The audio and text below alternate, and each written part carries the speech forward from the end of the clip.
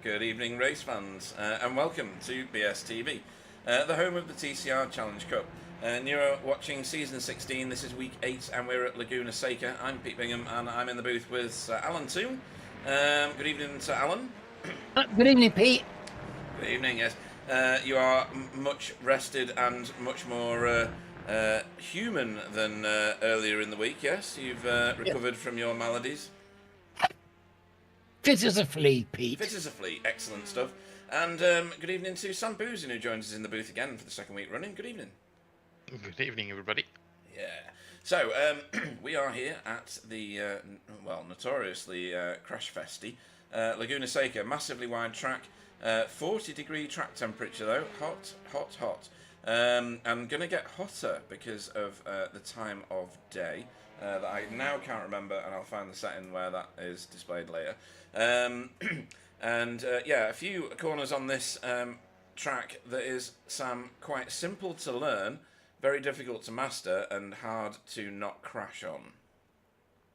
It is, despite being a rookie track on racing, I think it's really the base content. It's really, really hard to master, and a few guys will tell you it is. So it's gonna be an interesting night. Yeah, definitely. Alan, the corners in question. One of them is this one that's on the screen at the minute that Sam Blease is busy hooning it through, which is the corkscrew. But it's not the only one that causes us some rather nasty crashes from time to time. I can show off and say that I know the name of the Andretti hairpin, can I? You can do that now, yeah. Oh, thank you. I know the name of the Andretti hairpin, folks. Oh, wow, excellent stuff. And I got the chance to use it this week, which is fantastic. Yeah. But it's also rock hard, double header of a corner. It is. And, it's brutal. It causes more than enough grief in races. Yeah, Sam's making especially when people have got, ambition and cold tyres, lethal mix. Yeah, it's quite a tasty corner on any circuit. The one I think though that causes most people most disturbance is the kink, which leads you onto Ray Hall Straight and up the hill towards the corkscrew. Sam's got a couple of corners left before he actually gets to it here. But we're going to go just above him just to see what it looks like. No, or are we? Because I can't find it. There we go. We'll go on here. This is the one coming up now. You tip it in. You don't want to get too much of the curb and you don't want to run out wide. And those are the two things, Sam, that I do every time and end up crashing on either the left or the right. Because each one of those is available to me at every time. Well, I mean, it's you, so I'm not really surprised by that. I don't need to come here for this abuse. I can go just about anywhere and somebody will abuse me. Someone told me last week it was too serious and too professional, so I'm trying to be a bit less professional. Oh my god, who? Which idiot? I mean, who was that? Let me find. I think it's Spencer. It was like, yeah, it was just for the lulz, but I'm still not gonna be that professional today. Right. Yeah. I think you sound very nice. I love your smooth diction and your beautiful delivery, Sam. It's very soothing on my ears. I just heard the word dick just then, but never mind. It's a family show. We'll edit that out later, don't worry. Right, so let's talk about the standings. We're gonna have to fly. Yeah, we'll have to fly through this one. So we're on the right-hand column now. We're with drop scores. Miguel Freitas still leads, even though he wasn't here last week, because it was a bit of a rough week for a few people off at Knockhill. Spencer McCarthy has got less than 100 points between himself and Miguel. Pete Newman had a really rough ride in that second race last week. Didn't complete it in the end. An incident with Wobbly and with Andrew Littler, I think. He's not that far off Spencer, but now he's dropped out of second place, Sam, and into third, and is about to become a victim of Sam Blease. Interesting. We'll have to see how it goes for him today. Hopefully nobody in the way and no crashes. So, should make some good points, but yeah, closing in on Spencer and Miguel if Miguel is present. Yes, it is. Yeah, it's going to be a very hard task. Yeah, very much so. We're not going to mention who's in fifth. Pro-Am, Carl Hardy leads the way, Alan. Having a roaring good time in Pro-Am this season. He is 50 points ahead of Jamie Wilson, who is, not dropping the rest of the field as much as I thought he would. Now that he's got going, he missed a first couple of races this season. Well, considering his drop races, he's in second place. I know. That's pretty amazing. Carl, it's just a delight to see him up there. So, but he's been driving so well, hasn't he? It's been consistent driving as well. Yeah. Very consistent performances. Very solid, yeah. Kept out of trouble, whereas other people have not managed to avoid it all. Russell Cowell doing very well in third in that championship, only 2 points clear of Remy. Sorry. With Tony Walker in fifth place there. He's the last season's AM champion. But he's not far off the top. I'd say he could even get to second very easily with a fair wind. Right, let's have a look. A cracking job, I think, to be in front of Pete as well. That's good driving. It is. And then in this one, it's David Ayres charging not necessarily away. He's 56 points ahead of Jason Haddington, who was leading this for a while. And this one's going to turn out to be... They're good friends on the track, aren't they? There's been some communication between them about their magnetic cars. Right. All very friendly and affectionate, but yes. So looking forward to see what happens tonight. But you've got Fiona there, who's stealthing it in third place, not that far behind second place. Only 10 points. 10 points. Yeah, that's all it is. Nothing, is it? Well, look at Chris as well. Chris Dixon really doing well in his first full season with us. And Arnaud Chenonnier not that far behind him, fifth as well. Then you've got the rest of the guys. Some of them are new in there. Dave Campbell, Boyd Dreesen. Scott Malcolm's not shown yet. Is he in this evening? I don't think he is. He's not shown up any of the weeks so far, but we hope to see him at some point. And then team standings. So, Hydra Race, Geodesic romping away with it at the moment. Nearly 300 points clear of Spectre 6. This was the battle from last season, Alan, if you remember. Yes. And Spectre 6 closed it up rapidly towards the end of the season. I wonder if we'll see the same thing again. Mike, they're going to have to go well, because the way Spencer's turning on the form at this stage of the season, that is bad news for everybody. Who's not Spencer. Not going to argue with that. Safeguard are in third there, but they are under threat from Result Clothing. It's a bit like Friendly Fire, I guess. And then BSTV Pink, which is JB and Wobbly, in fifth place at the moment. He didn't have a very good week at all last week, Sam, did he, Wobbly? He had the incident with Andrew Littler just before the chicane at Knockhill, and that kind of did for him for the rest of the race, to be honest. He didn't see the point in continuing with that amount of damage. Yeah, he had a good weekend. He had a good week, I say. He had a big kiss with Pete, which I'm sure they both enjoyed it. Yeah, I think so, yeah. He's had other successes in other things, though, Wobbly, throughout the weeks. Right, so, driver of the meeting. At the present time, Spencer McCarthy has strode out in front of everybody by an entire point, Alan, which is a landslide victory in this little championship. In joint second place, we have Pete Newman, Jamie Wilson and Jamie Jeffrey. And then 6 for third place. It's exciting, and there's still room for more at the top. There is lots more at the top, and let's see what Laguna brings us. And then your Safe Driver Award, Alan. It only stands to reason that you talk us through this one, because look who's risen to the top. Yes. Well, I'm thrilled, because I'm unashamed Jamie fan, and I'm delighted to see him doing so well, because it's quick, but like all these guys, they're all quick, but they keep it clean. I don't know how they do it. It's a mystery, but they seem to pull it off. Yeah, and the average incident per turn has come down for everyone after Knockhill. It must be the number of 8 laps that they did and corners on that lap, of which there are many. JB doing a standout job there in second, and Spencer McCarthy, not only is he uber fast and second in the championship, he is third in the Safe Driver Award, which shows you he does that. Everything. It's amazing, isn't it? when you see him driving through the field and all that, and all the close stuff he's doing, requires all that fine judgment, and he doesn't actually get his foot in the gravel. How does he manage that? I don't know. And you've got some other names to mention in there. So Jamie Jeffrey is routinely in this championship and very high up in it, and he is now in fourth. Kevin Daniels, if Davey's on the chat, then you can claim the fact that he is a very safe driver. Top 5. I know, yeah. He drives with one tennis racket in each hand apparently as well. And then you're looking down and you see Tony Walker, who's routinely there, Fiona Siddons, who's routinely there, and the Carl Hardy, the Pro-Am leader at the moment, is in 8th place. So, that's pretty good for Carl. But look at fancy wobbly on there. Yeah, we're ignoring that. Yeah, I think it might be a typo issue or something. There's a rabbit off there somewhere. But we have just entered. Well done to all of them. We've just entered into.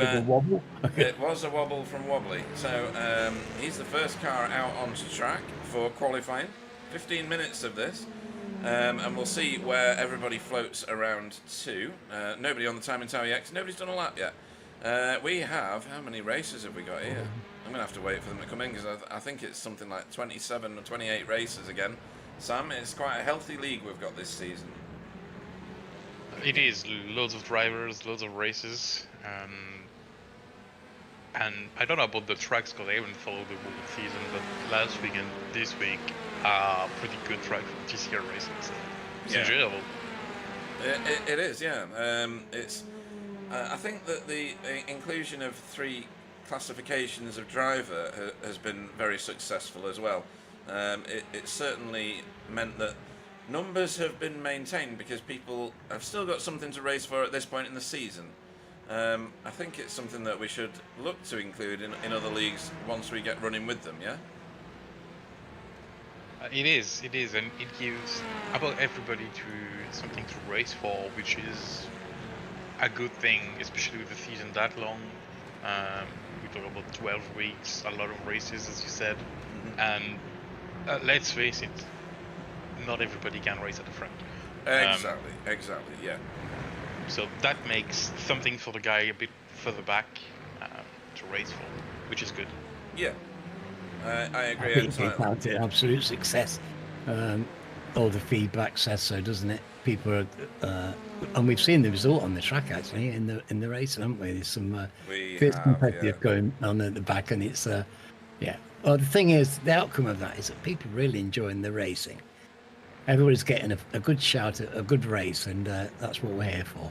It is, and we're going to go on board with Wobbly. He's the first car around the track. Hopefully he doesn't park it like so many do when I go on board with them. We go over the stripe and up and over the little brow of the hill there before we get into the corner that Alan knows the name of, Andretti Hairpin. It's a double left-hander, second gear in most cars. You can drop to first, as Wobbly just did. Sometimes it gives you good drive and traction into turn 3, which is the right-hander. In third gear, you can use second. He's obviously short gear in a lot of these corners at the moment. That kink there is pretty lethal. It's easy to run out to the left. Hook the right-hand side of the track here because you want the best turn-in you can hit on turn 5. Don't hit that little red rubber sausage. It's certain death to the right-hand side if you do. Up and under the bridge here into the kink. Turn 6, tip it in, get as much of that inside as you can get in these cars and let the front wheel drive pull you up the hill. This is painful if you mess up the kink because it's all uphill, you've got no power, and then up and over the crest here into the corkscrew. In the side line, first gear through both of these corners, switch it to second on the way out of the second part of that, coast it through fourth gear around this corner, keep it on the inside and on the tarmac, don't drift far enough out to the rumble strip.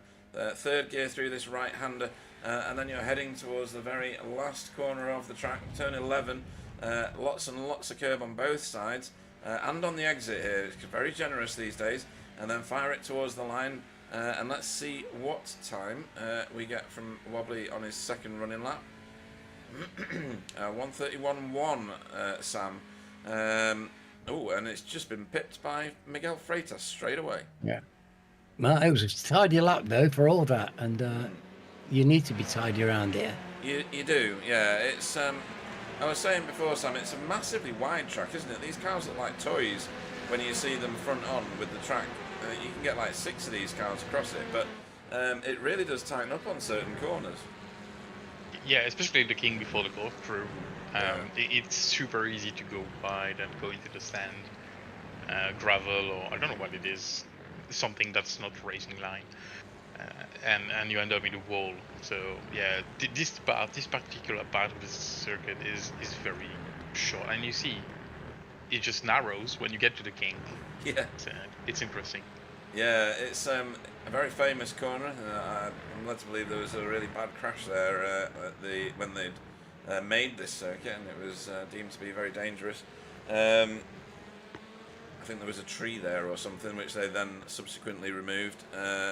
Stories of old from Bill Switzer. As we continue to remember Bill from BSTV. Oh yeah, it will never to be forgotten. No, never. No, absolutely not.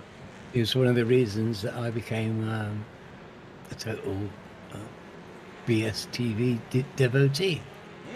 You know, the three of you together were poor Sam doing all the work. Yeah, Sam in the background making everything, peddling like mad, and then us just talking, sometimes drunken nonsense, sometimes sober nonsense, but it was always nonsense. It was entertaining, Pete. Yeah. Heartfelt, and yeah. But yeah, do you know? Well, the word from the massage bench was that it was pretty slippery out there tonight.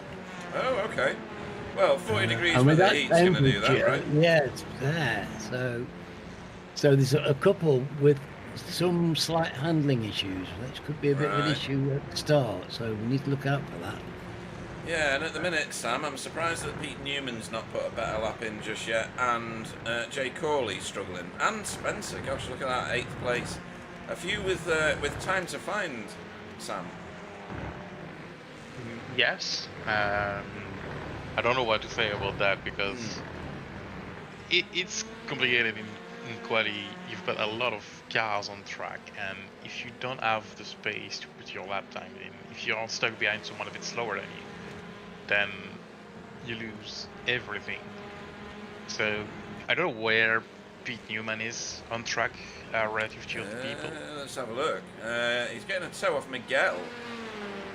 Which should be a good toe considering Miguel's done pole with 3 tenths over the Steven. So we'll have to see what he does in the next few laps. Yeah. Maybe he's not 2 times or something. Well, I can tell you that on each of the laps that he's put in, apart from one so far, he's had an off track, which is the reason I think that he's not posting a better time yet. So I'd expect him to launch to the top of the table.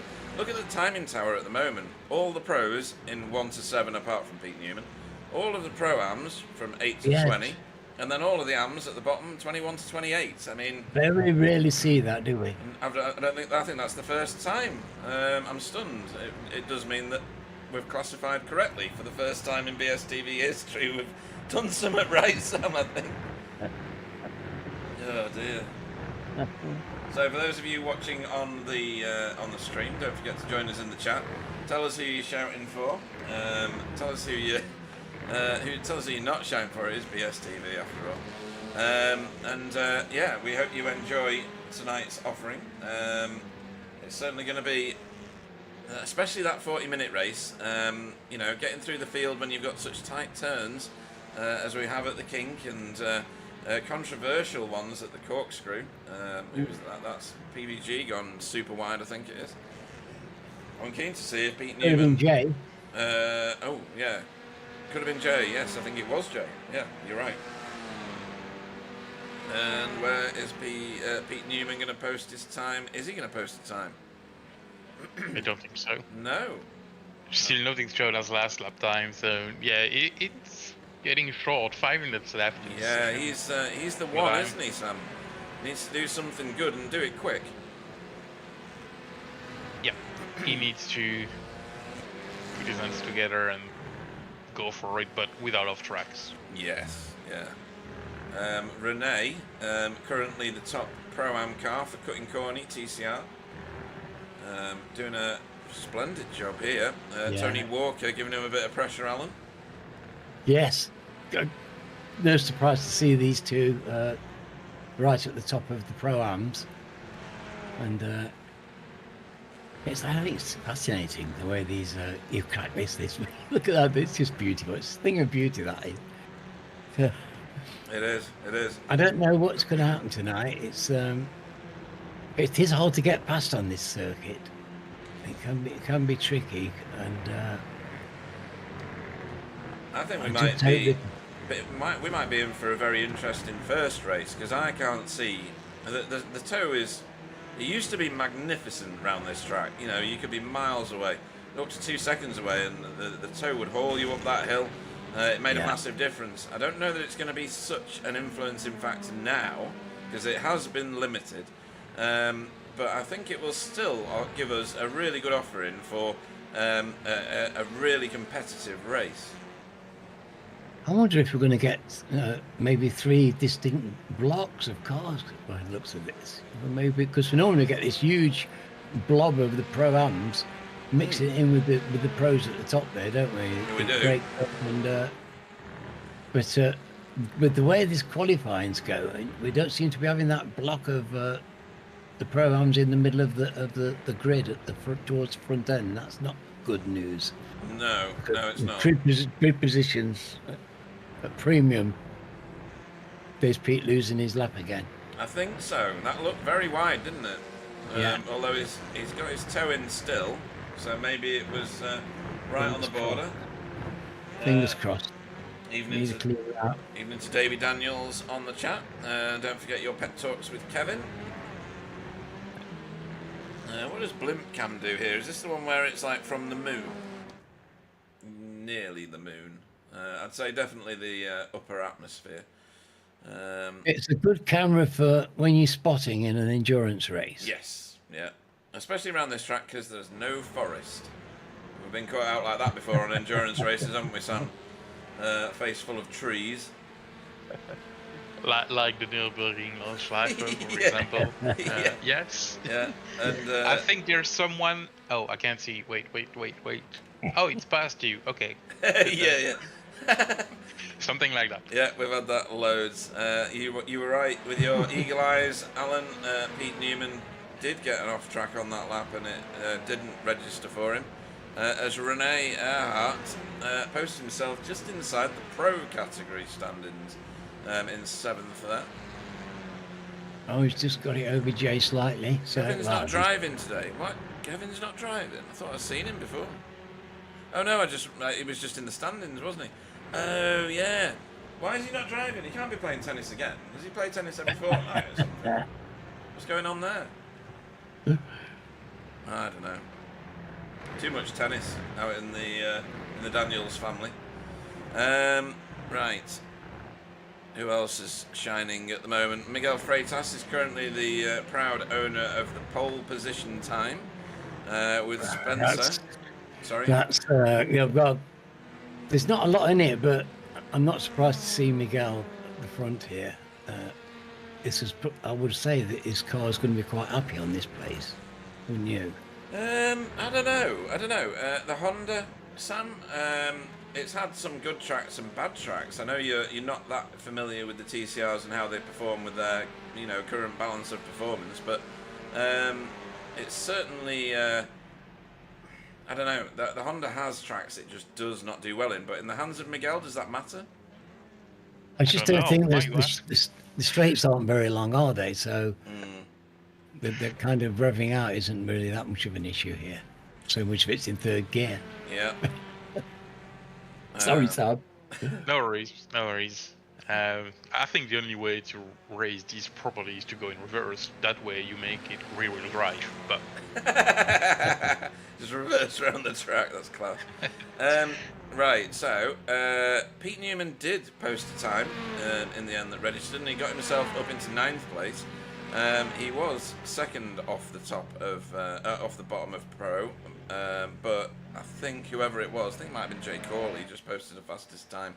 It's put him in 3rd, which is excellent work. That's a tracker from Jay, isn't it? It is, yeah.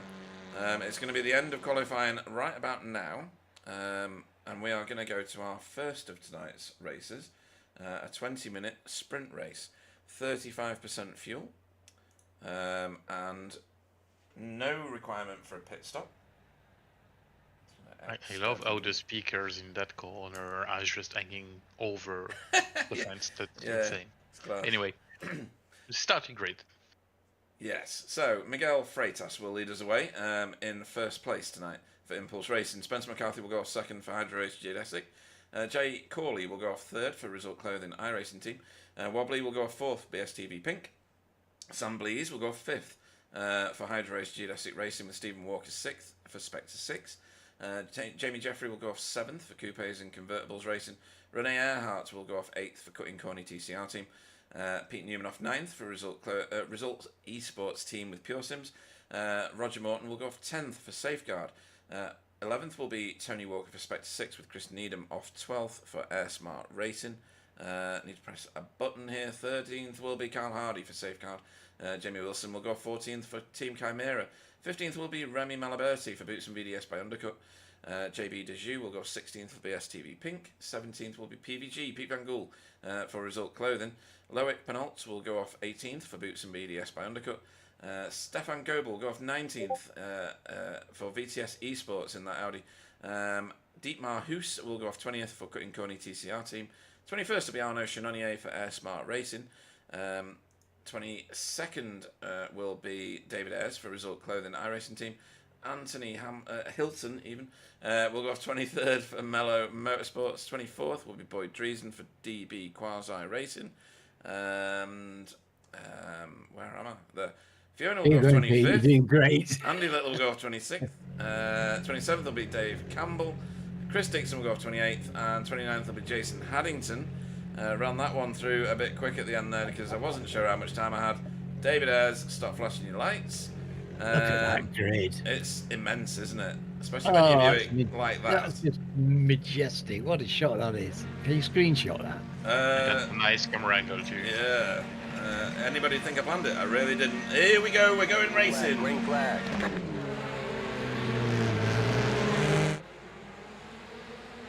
And off to the races we go. Barney giving the green flag waving. He's excited. I don't blame him. Very excited as we pile into the first corner. Hopefully not literally. Wide. Oh, Stephen Walker sideways in that Audi. Lost the back end massively. But I love that. Maybe, yeah. That's Renee, Pretty I think, cozy behind out him. there. Yeah, cozy and well, we're going well so far, I think, actually. Yeah, I think so as well. Trying to keep everybody in view here. Stefan, did he move up just then? I think he did. Oh, there's something going on here. So that's Pete Newman getting shuffled back with or is Jamie Wilson making his way through? No, and Tony Walker's dropping back now. I think he's got a slow down or something. Some sort of delay. Into the corkscrew.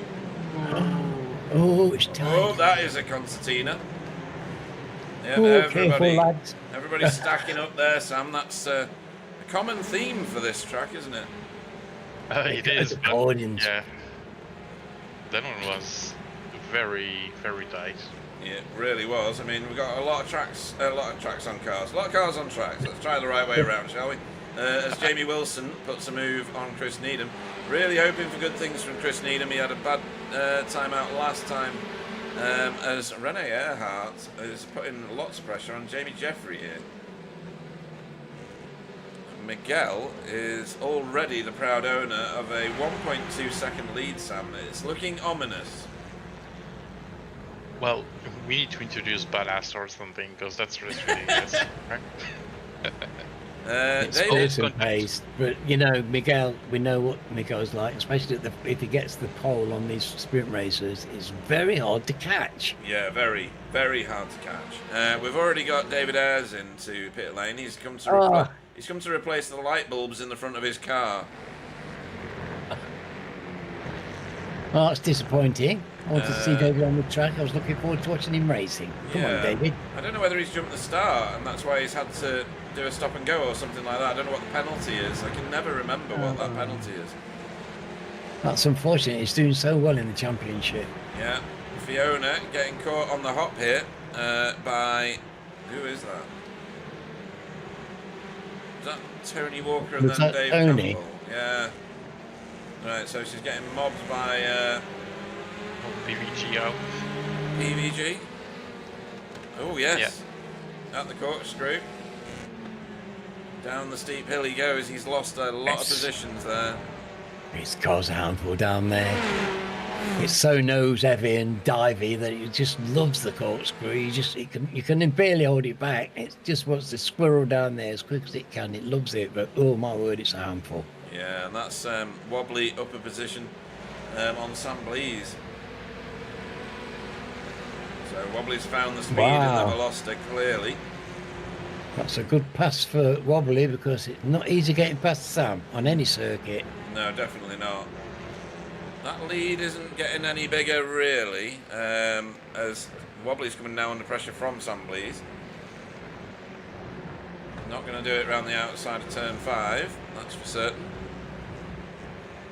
Now Roger qualified in front of Carl slightly, but he's behind him now, so he's had a bit of a setback.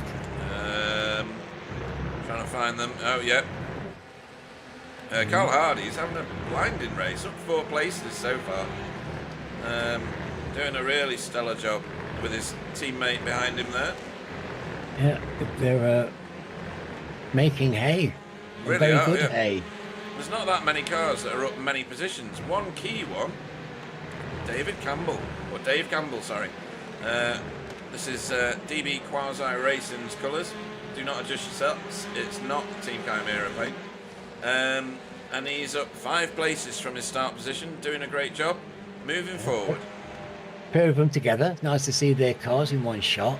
Yeah, it is actually. It's good to see some formation flying.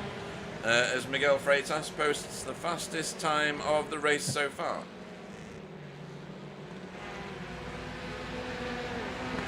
You can see the train of cars that's chasing him. About equidistant between them now, and Jamie Jeffrey, look, is pulled away from Rene Earhart. Yeah. That is a fierce train to keep up with, isn't it? It's pretty, daunting, to be honest. As Pete Van Gool, David Ayres parks at the exit of pit road waiting for a safe opportunity to rejoin. Very nice sportsmanship there, shown by David Ayres. Gentlemanly conduct from David. What you'd expect with Billy. Yeah, he's only been in the pits twice. Where's PVG going?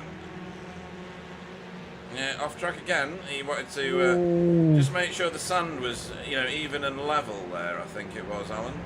Well, as long as his car's okay. Well, yeah. And he's on the track. And I get the same. I take what you said about Chris as well, because we'd like Chris to get to the end of the race as well, because it was unfortunate last week again. And, we do like to see our drivers finish races. Yes, we do. Yes, we do.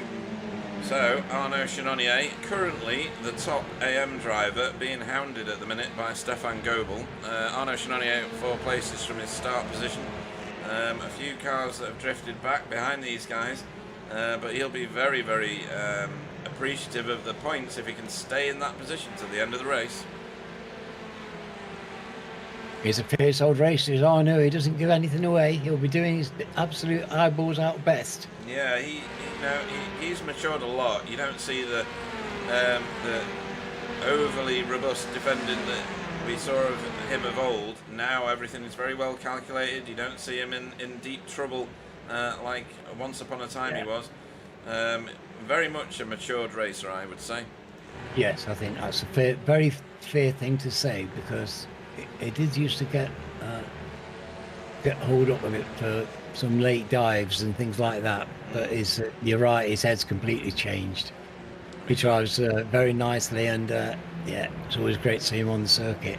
Yeah, and what I love about this league is you've got Arnaud there with Anthony Hilton right on his 6, giving each other room, even in this, what you could call the lowest class, the AM class.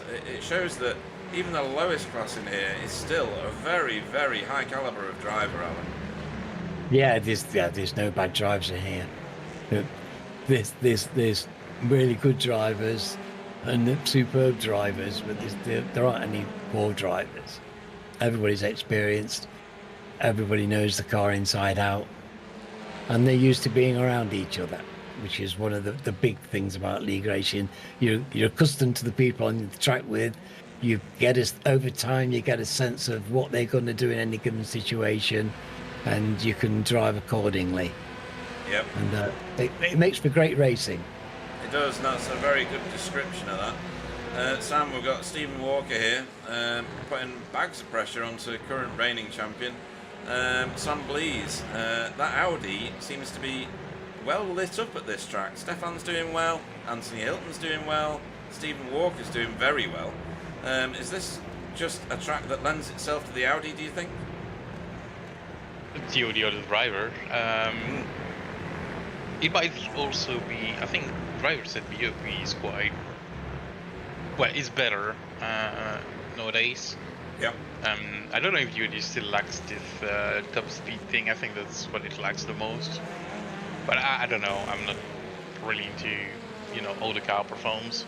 But it's looking good for the Audi drivers today, yeah, that's for sure. Yeah, it's not got a massive fan base anymore. I don't know whether that's just because it was the first one on the block and the others are a bit more popular because they're a bit newer. It doesn't handle quite as agilely as the Veloster, I know that, because the Veloster's got a shorter wheelbase. I think the Honda, Alan, is probably the better of the cars for an overall balance, but it does struggle on some tracks quite badly. Yes, I think all of the cars have probably got a bit of a slight Achilles heel, but that makes, the balance of performance, I think, is really quite excellent. Yeah, there's in the cars, but they get there, they all do it, but they all do it in a slightly different way, don't they? They do, yeah, they do. Miguel found some kangaroo juice just back there. He was bouncing all over the place when he went over one of the curves. Good evening to Jennifer Sandman, clearly a CCT, Cutting Corny, that is, TCR team fan. Well, welcome, and they're doing very well. They are. We've got Rene, who is up in the dizzy heights of 8th place, the lead a Pro-Am car. And then his teammate, Dietmar, is in 20th at the moment. Got some work to do, you could argue. And Pete Van Gool is the next car that's desperately fighting with Dave Campbell at the minute for 21st place. Pete's got past, but they'll be enjoying that racing. That's just meat and drink, isn't it, to a sim racer? You want to be in this situation. Yeah, definitely. We're going to move forward to the front here because, by my reckoning, Jake Corley is catching this lead group, if you can call it that, of the three cars of Wobbly, Sam and Stephen Walker. He's just here, skulking about, floating around in 6th place. Spencer's got himself a tidy gap back to Wobbly now of... what is that? 2 seconds-ish? Yes, he should be able to keep his eye on Miguel, but of course, keeping your eye on Miguel and keeping up with him are different things. Yeah, usually to keep my eye on Miguel, I need the benefit of a telescope or some binoculars. But yeah, I was going to say that Stephen qualified well this week. He did, yeah, that was good qualifying. So he can also that Audi. If anybody can, it's Stephen Walker. Yeah, I don't know that he thinks it's massively competitive, but he's not the sort of person to swap cars mid-season. He likes to see them right the way through, which is, it's very honourable, it has to be said, very loyal to the vehicle. As these two DB Quasi cars get together again, but that's Fiona giving them some serious pressure now. Yeah, great fun for all of them. This is it, you see, this fantastic racing. And Fiona will be loving this. These drivers will be enjoying this. It's a great experience to be on this track in one of these cars. It's a lot of fun if you're a sim racer. This is just a lot of fun. Yeah. And having people at your own pace who you can race with and hanging out with, who are going to be driving clean, it's the core of the experience. It very much is. I'm trying to see where the next battles are coming from. Andy Littler back here has got himself a whole bag full of company. David Ayres is a lap down, so not going to be a threat at the moment. Looking for...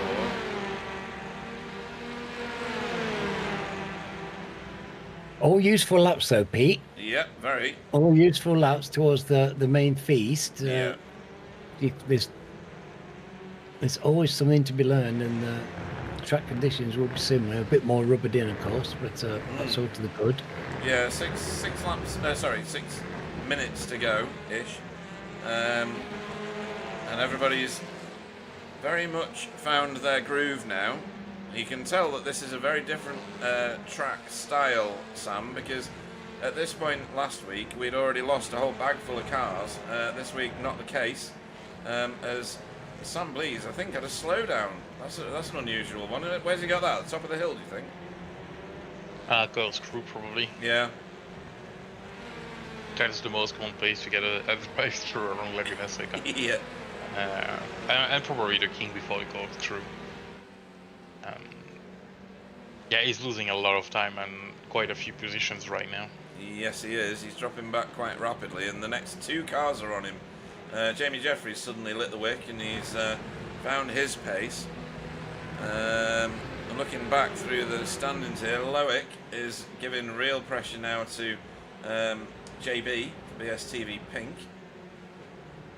It's all Elantra pairing that one. But this is where the action's at right now. And before they get together again, we'll remind you that Miguel Freitas leads this race by 1.8 seconds. Spencer McCarthy is in second place and has a reasonably comfortable lead over Wobbly of 2 seconds. Then you've got the best part of a second back to Stephen Walker. And then 2.5 seconds back to Sam Blease, Jay Corley and Jamie Jeffrey. Yes, there's a little bit of a gap at the front, but it's tight in the middle, isn't it? It really is, yeah. But Miguel and Spencer really have laid down a pace that I think everybody's struggling to keep up with.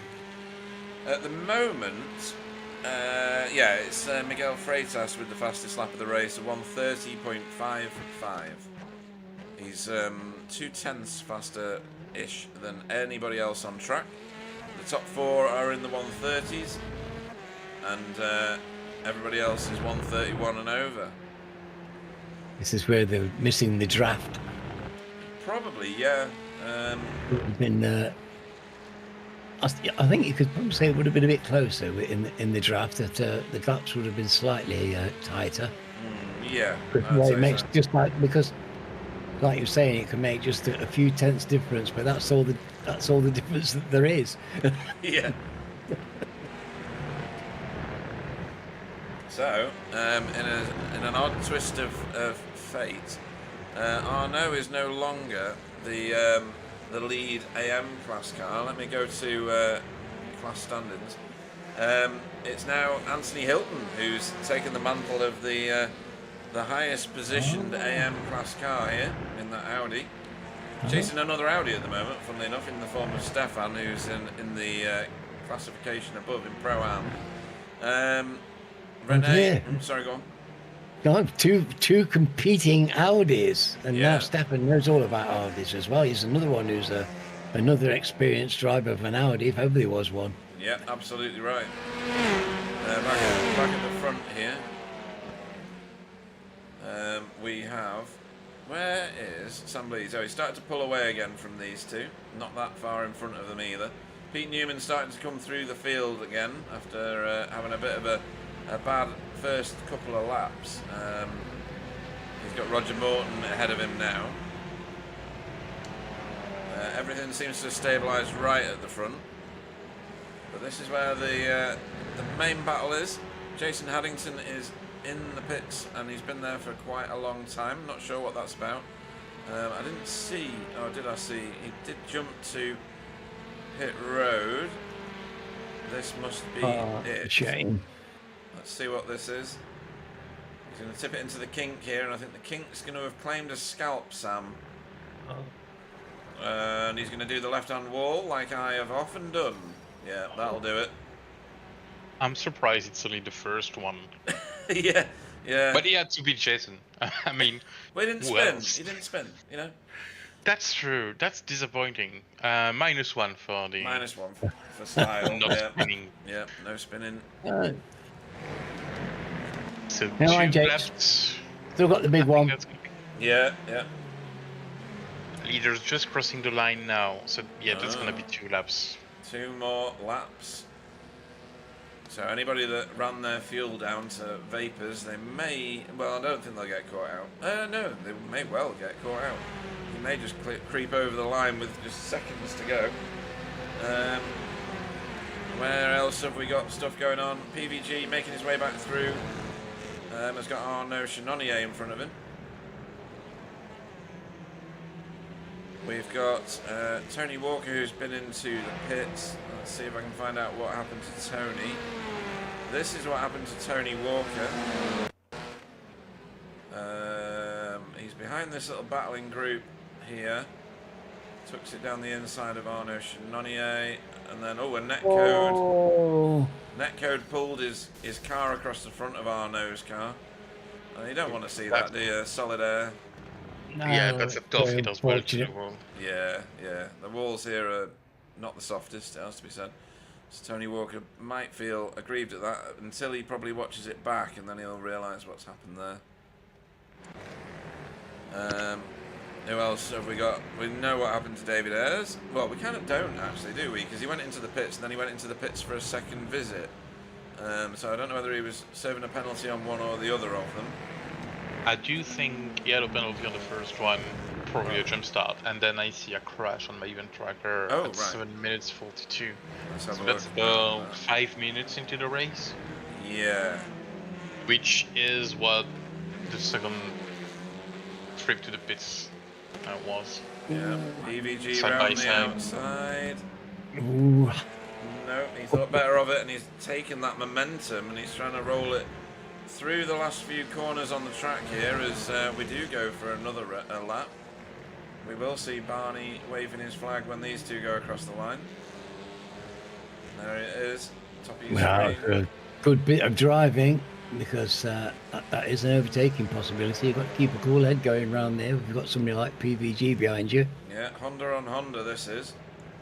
Gonna get alongside, take a big sweeping line into this double left-hander of Andretti hairpin. And off to the races again. Where is Big Mig? He's putting in fast sector times again this lap. He's after the purple. He is. He's already beaten it. In fact, we've got matching times for fastest lap right now. Goodness. Miguel and Spencer, cars 1 and 2, both share a 1:30.46. Sam might be able to see a more finite number that sits below that.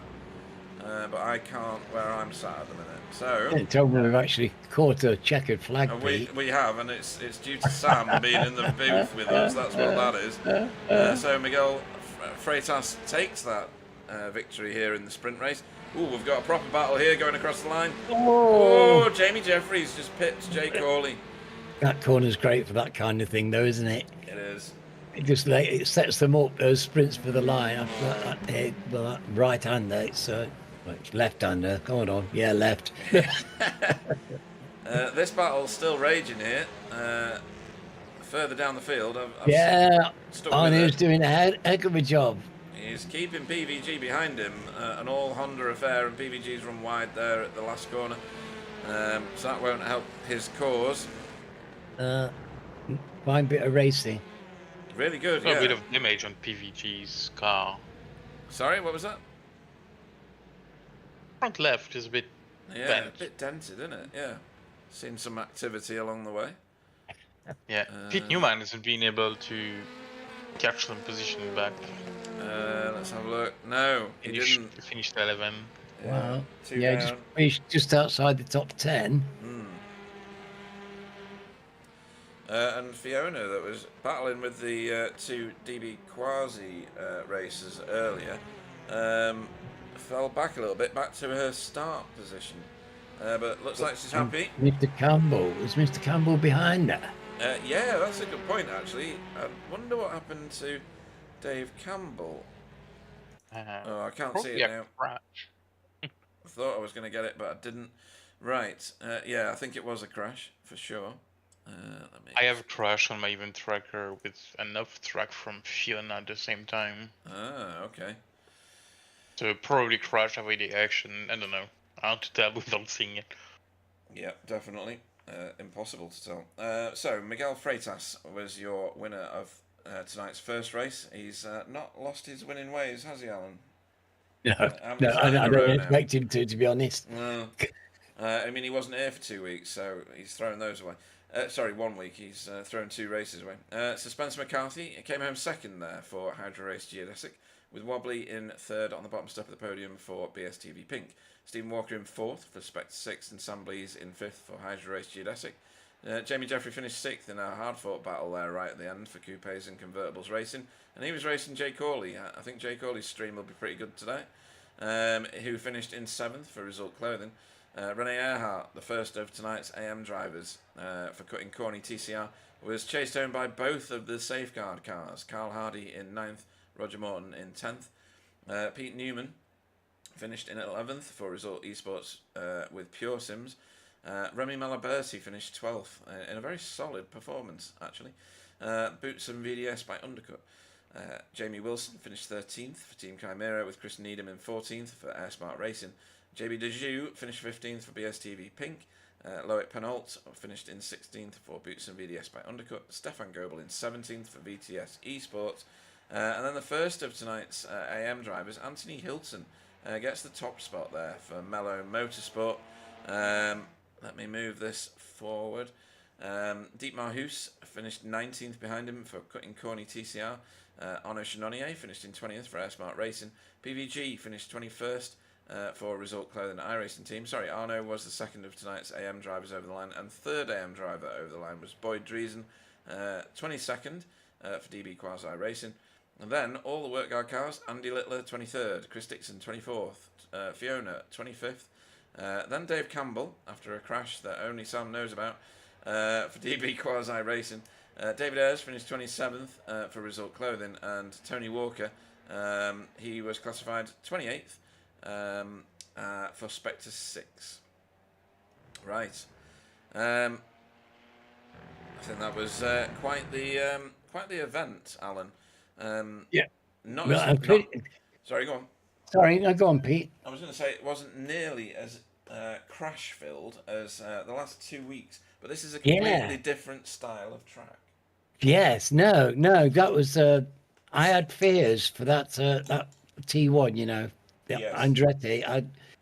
You see so much dismay caused by that corner, but they did it beautifully tonight.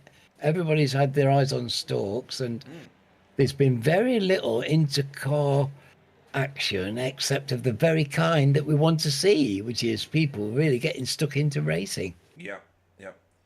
And Sam, it's a very different race that we're coming up to now.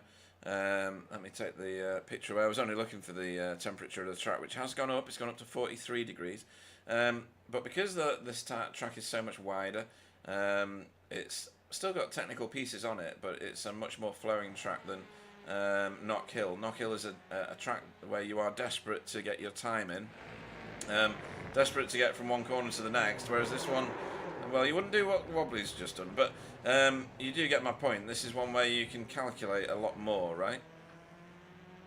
You can, but we'll have to see people, with the reverse grid. I don't know who's gonna start on pole. I don't remember which one is the first one. Anyway, but that's gonna be interesting. The first few turns, or maybe the first few laps. Looking at the difference of speed between Miguel, that finished first, and Spencer just behind him. compared to the guys that will start on the front 2-3 rows, which will be the Pro-Am drivers.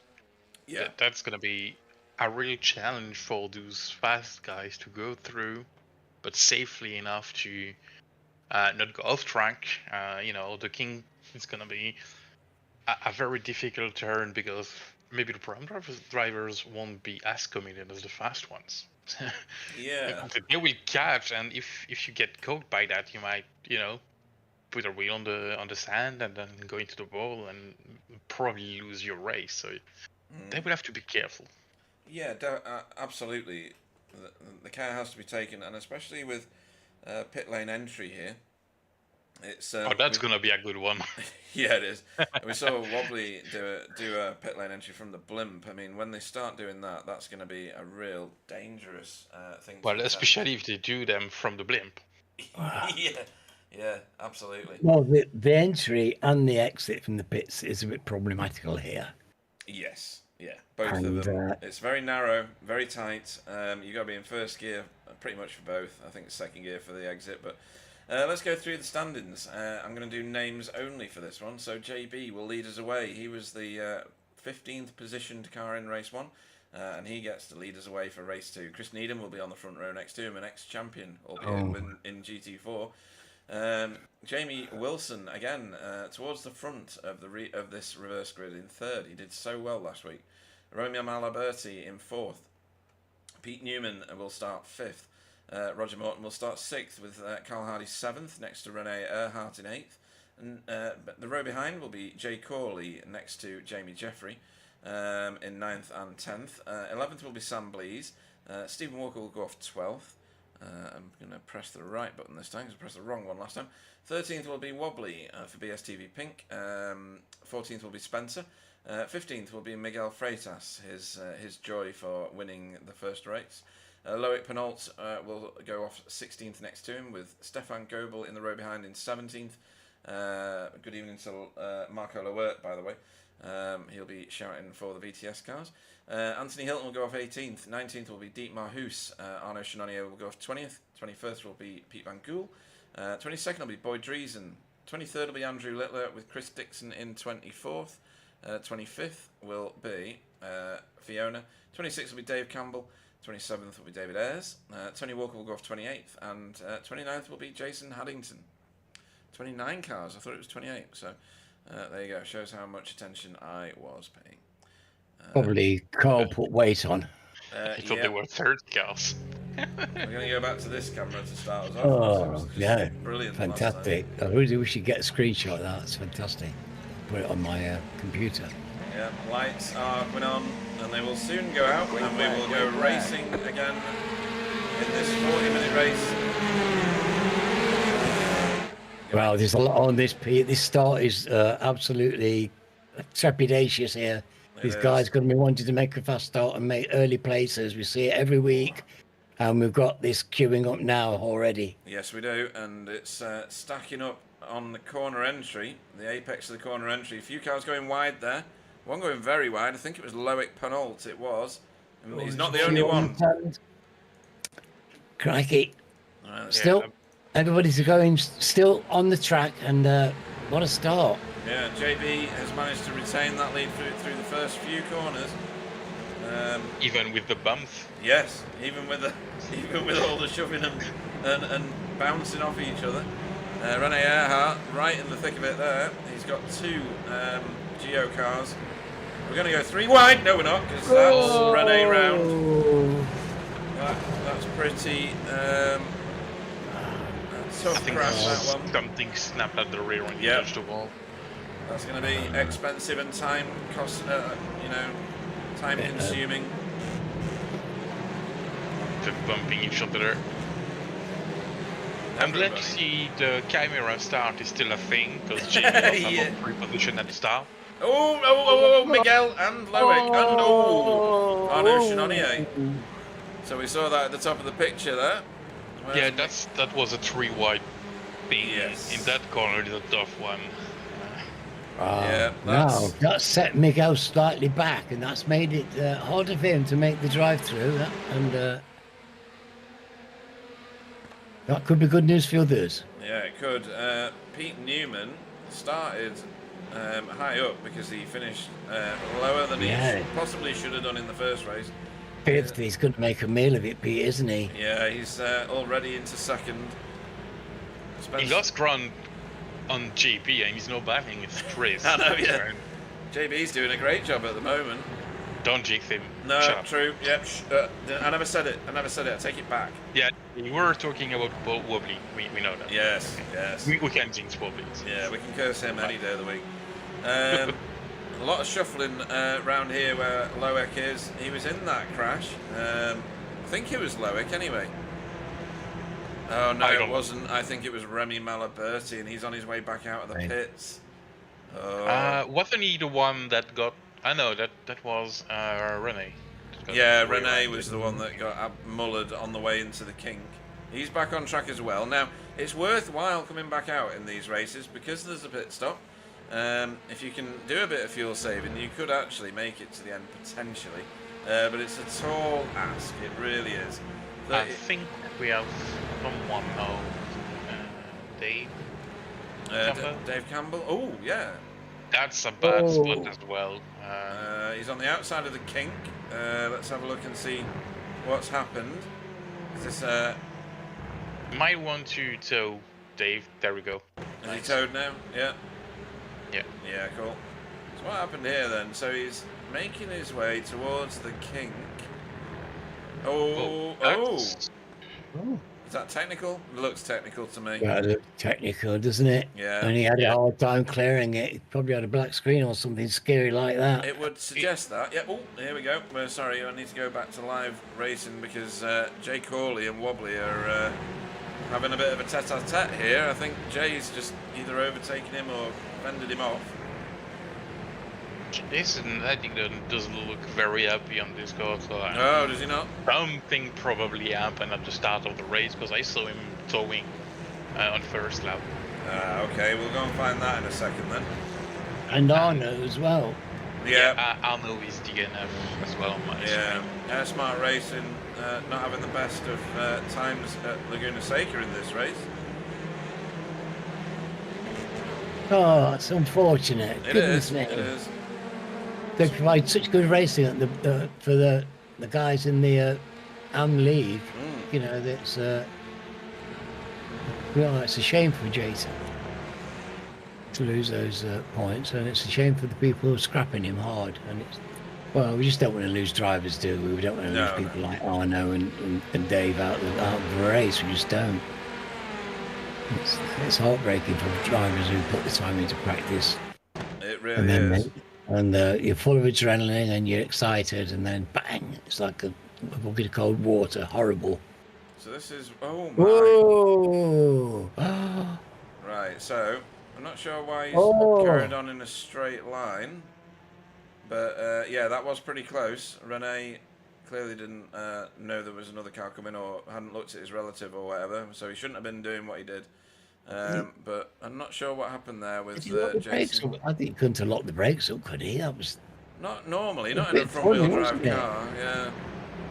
It's strange the way he ran into the wall. Oh, someone's off. 12th position, Jamie Jeffrey. Jamie? Oh, didn't hear that very often. No, I'm trying to find him now in the standings. Can't find him at all. Still 12th. He just went off, and I think no damage. Right, Anthony Hilton has been off. He was the winner of the AM class in the first race. He's doing it ever so well at the moment as well. He is. Highest placed AM driver. He's still in first, right behind Miguel. I know, yeah. If you can stay in Miguel's toe, you don't do anything bad, are you? No, look at Miguel's car behaviour. He is not waiting around. He is absolutely on it. He will love this situation. There's nothing he likes better than driving past everybody in front of him. Yeah, he absolutely loves this, and he's very adept, isn't he? Yeah, he's got damage on the car as well, but it's not slowing him down. Sam Bleased to pit road. We're on lap 5. Sam will fuel. There's no doubt Sam will fuel, will he? Yeah. Surely. Pit stop didn't work last week. No. That's right, yeah. Oh, there we go. Think he's fueled on 5? Oh, Jimmy's finding it. I managed to find a pass for the lead on camera. Wow. This is a first for me in camera work. Soon you'll be as good as me. I thought all passes. Unlikely. I thought all passes for the lead had the word replay in the top left corner. I'm pretty sure I just saw Rene Earhart set the fastest lap of the race after coming out of the pits. A 1:31.5, I think it is. Wow. Oh, well done to Rene. Well, he's on a massive recovery drive now. He's still on lead lap though, which it could play into his favour. Oh, crikey, Chris! Ooh. You see Chris Needham's car though? It looked like a landmine of old, and Jamie Wilson like a rat up a drain pipe straight through. And these two are gonna thrash this out, are they? Yeah, very busy part of the field. We've got Carl coming up here with Roger as well. Yep. Also promoted, of course, but you know they're very good when they're in this position. We've seen it before. Great drives by both of them. When they're in the front end of the race, they can really hold their own. Yeah. And Jamie trying to get past Chris Needham, but Chris putting up a really good, solid, fair and safe battle for him at the moment. I just heard the sound of breaking metal from somewhere. Jay Corley is in the pits, leaving it now, as is Stephen Walker. Early pit stops are becoming a feature of this series, Alan. Yes, well, it seems to work for some people. Yeah, certainly worked for Is Jay this, Corley. is this a fuel-saving track? I think it might be, because... Yes, the opportunity occurs here, doesn't it? Yeah, you've got long runs into the corners, which means you can be off the gas Yeah. well in advance, coast it into the corner, use the banking of these corners, the camber, to sail you round the corner. In fact, we've got drivers who can save fuel on tracks that are far less adequate than this. Usually it's Sam Blease, but he's already pitted, so I don't know whether the likes of Pete Newman, who's out in front, we've seen him do this once before, can fuel save his way to a win. Stephen always leaps to mind in these situations. Yeah, that's true. Where is he? No, he's already pitted. Stephen Walker. He's been in the pits already. We saw him leaving just a minute ago. Oh, what's going on here? This is Spencer. Overtaking Roger. Nearly. Not quite. Oh, excuse me. Just reminds him that he's there. Is that one of your... They had a heck of a good fight last week, didn't they? They did. Is that one of your tactics, Sam? Just give them a big nudge and let them know they're still there. Depends how you do it. I think it was fair enough that time. Look, he's making Spencer work really hard for this. That's wonderful. That's wonderful racing, you guys. Even though they're not in the same class, they don't Look at have this. to give the place No, because they're still taking the points for themselves. Exactly. So they try to be as high as possible to get the most. So this was point. Yeah, this was the argument when we were setting up the different classifications, wasn't it? That if everybody scored points within their own class, then people wouldn't fight for the positions. Because all the points matter, because you score for your position in the overall standings, you get wonderful racing like this. Yes, Absolutely. and if you have a pro-am close to a pro, or an am close to a pro-am, they still fight together. Yeah. Which wouldn't be the case if the points were split. Exactly. And Pete I'm Newman... not sure about that with this lot, they're racing pools. Pete Newman has just set the fastest lap of the race from the lead, I don't think he's fuel saving at all. I think he is toe in and get as many laps with clean air in front of him as physically possible. He is not going to be intimidated by finding himself at the front of the race. No. Wobbly is going to come out quite far behind some of the lead racers. You don't get that much of a benefit from the shorter journey round this very tight and very narrow pit lane exit. He's going to come out behind Sam Blease. Yeah. I hate that pit lane entrance. I can never get out of it without getting my wheel over a line. No. Stephen Walker has found and now passed Boyd Dreesen. Boyd still owes us a pit stop. But they are... Stephen will have his foot down, well down. Yeah. But for all intents and purposes, they are on the same lap right now. Because, really, Boyd could be fuel saving the race. So, it's not that he owes us a pit stop, he could be fuel saving. He's going to get some business from Jay Corley very, very shortly. That's the issue with pitting early. You get into traffic and with slower people. Yes. So you actually lose time. Yeah, it's a gamble. Yeah. Absolutely right. We saw it last week, actually. That was part of what caused the issues with Wobbly being on the same bit of track and colliding with Andrew Littler on the way to the chicane there. As Jay Corley, I think, got an easy ride, as did Sam Blease behind him, because Boyd Dreesen stayed well out of their way. Yes, that was probably smart driving. I think that was very nice, nice for everybody. It was smooth and well executed, and we've got people coming out the pits here. Yes, there are. These will be strategic pit stops as well. Yeah, and we know that Jamie Jeffrey just loves to race. It doesn't matter, he could be racing bathtubs, he'd still be having a whale of a time. Jamie Wilson came out as well, did he? Was it Jamie's car? Yeah, I don't know. Where is that? Oh, is he... he has pitted and he's quite high up, so... Oh, he started near the front, didn't he? That's probably for the best that he's come out at that point, because he's got Jay Corley right on him now. Jamie Jeffrey giving Wobbly a bit of a race. Wobbly with a tyre off is going to get mugged here. Can't get much closer than that, Sam. But it can, like this. Hey! Yeah, absolutely. Oh, great shot of the corkscrew. Yeah, you really get a sense of the altitude change, don't you? The topography is fantastic through there. I love this corner. Yeah, Wobbly, whoever there was, it was Boyd actually, whoever was the traffic in front of him, has pitted the car. You can hear the beepers going off in the pit lane to announce to pit road that there's a car coming through. Stephen Walker. Stephen, purple. Purple time for Stephen Walker, fastest lap. Georgie, we've got his toe down. Right, we've got battles everywhere right now, and I mean everywhere. So we've got this going on here. Choose a bit of a different one. They're all at it. Yeah, these two going at it. We've got this going on with Rene on a recovery drive now. Towards the front with cars that still owe us pit stops. Carl Hardy and Spencer McCarthy are thrashing it out. Spencer's about to try and get around the outside and then the inside at the corkscrew. He's done that very tidily. That was lovely. And then JB has got Chris Needham for company. So lots of battles going on. Everybody's paired off. There's a few cars that are stranded in a massive amount of fresh air. Stefan Goebel being one of them, ticking the laps off, but he's very much on his own. That's Dietmar Hoos behind him for Cutting Corny TCR team.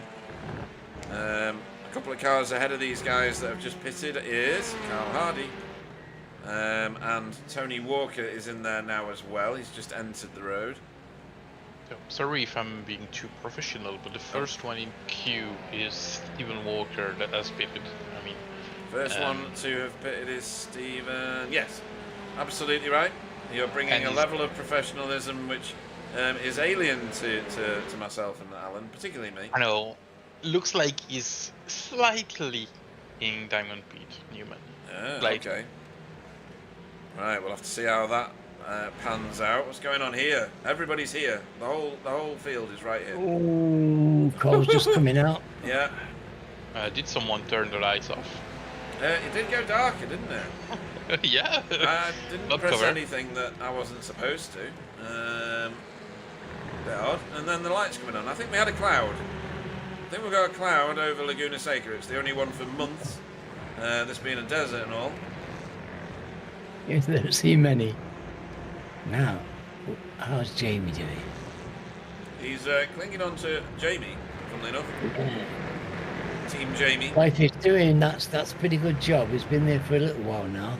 Yeah, and ominously for them, here comes Miguel. Now, he's got a repaired car. He is delayed after that crash on lap 1 or 2, whichever lap that was. And he's now doing the fastest laps of anybody else. He's the only car that's done a 1:30 so far in this race. Last lap. No, that's not true. Is it not? Oh, Jamie Jeffries done one. Well, Pete Newman's done one, Spencer done one. I'm reading the wrong column, that's why. Even done one. The lack of Sorry professionalism. for being professional again. Yeah, what is that? You know, you're going to give us a bad reputation. We've already got a bad reputation. Oh, right. You're going to give us a good reputation. Right, here comes Jamie Jeffrey around the outside of Carl Hardy. Gets a bit of a... I don't know whether it was solid air, but it was definitely a contact. Oh, yes. Well, there was just wasn't quite enough room for 2 cars, only enough room for 1.5. Yeah, and the half that had to give up was Jamie Jeffries. Right, Loic Penalt is going to come out. Sorry, he's going to join a exiting David Ayres. David Ayres still on the same lead lap as everybody else on this race, because he wasn't in the last race. A few cars still sat in pit road and not moving. We have, well, actually, Andrew Littler's still moving. Dave Campbell's still moving. Arnaud Chenonnier and Jason Haddington are the 2 cars in pit road who are not moving about. Right, so back to the front of the field, because there is a race here for 2nd, 3rd and 4th. Was that Spencer just getting the purple? Yes, it was. Eagle-eyed of you. A 1:30.66. Now he's going to... 1:30.66. I know.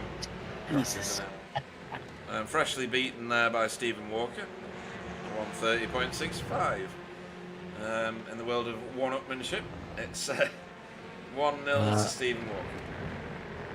There'll be more of that later, won't there? As the cars lighten up, we know they love to have these regular little battles for that purple the last few laps. Yep. When you've got nothing else, there's always the fastest lap to go for. Absolutely. Chris Needham looks proper racy tonight. I think he enjoyed not getting crashed out in the first race, and is taking it to the rest of the field in this one. Magic. Absolutely. I love this camera angle. It makes the cars look like they're going so fast. Yeah, it's really bad for Spencer, these 2 battling, because he did the fastest lap last time, but now he's losing time against the guys that are a lot on their own. He had the choice to pit just there, and he chose not to do it. So he's such a wily racer that he will have identified some sort of advantage from doing this, I'm sure. Although he's not infallible. Let's go and see what is going on here. So these 2 are back together again, Alan. Are they likely to make it a non-contact sport? Yes, indeed. Carl is. What on earth? Make contact. It's got straight on. What? Did he hit the wall? Yes, he did. Quite hard. Oh, no. And I don't know why. Let's have a look on his onboard. Why isn't his car moving? Right, so he's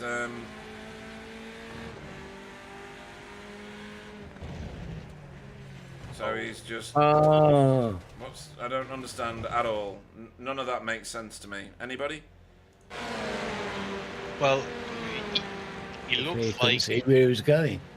He did break outside the racing stuff, but I don't see why he couldn't break more before the... No. Very inexplicable. I don't understand that at all. No, because he didn't try and he didn't put any lock on the wheel to turn. No. So he clearly couldn't see. Maybe his headset like screened him. Oh, he does race in VR, doesn't he? Yes. Yeah, could be that. Could be that. Spencer McCarthy to pit road. This will tell us, Sam, how much delay Spencer experienced. Oh, and good evening to Tristan. Is that Phillips? I think it is. Clearly a DD Quasi Racing. Shouting out for Boyd. Where is Boyd at the minute? Boyd is in 22nd. Yeah. He's in a bit of free track at the moment. He's doing well. Yep. Has he pitted yet? Yes, he has, hasn't he? Yes. Pitted on lap 9. And we are on lap 15, and we are just over halfway through this race, and Spencer's leaving pit road now. And where is he coming out? He's going to come out just ahead of Jay. Yeah, he's in second place. Second pit stop. Yeah, second after the pit stops, yeah. And that is no, it's not Rene, it's Dietmar. Dietmar is ahead of these guys, so he's going to fall down the field once he pits the car. The leader of this race, still ticking off those, because you do get points for leading laps up to a maximum of 3 per race. And that is Pete Newman keeping everybody at bay at the moment. JB Dejoux is currently holding second place with his one-time racing nemesis in this race, Chris Needham, in third place. All of those owe us pit stops, as does Roger. Roger likes to hang it out though, doesn't he? He does, yeah. Someone else who does is this boy, Stefan. Roger with a bad leg. He still was sore last night. He couldn't race last night. So who's that?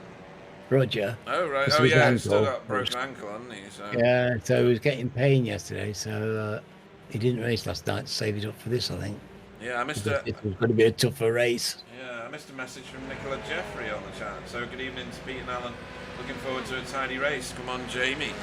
Where is Jamie Jeffrey? He is currently doing okay. Yeah. He's got business approaching from behind though, so Miguel has caught him. What's going on with... Oh, no, sorry. Well, I mean, look at the company he's keeping. Yeah. A couple more cars to pit road. Dietmar Hoos and Anthony Hilton. Pretty much in the thick of it is Jamie. He's been in every battle, I think he's battled every car on track in this race. That's what it feels like.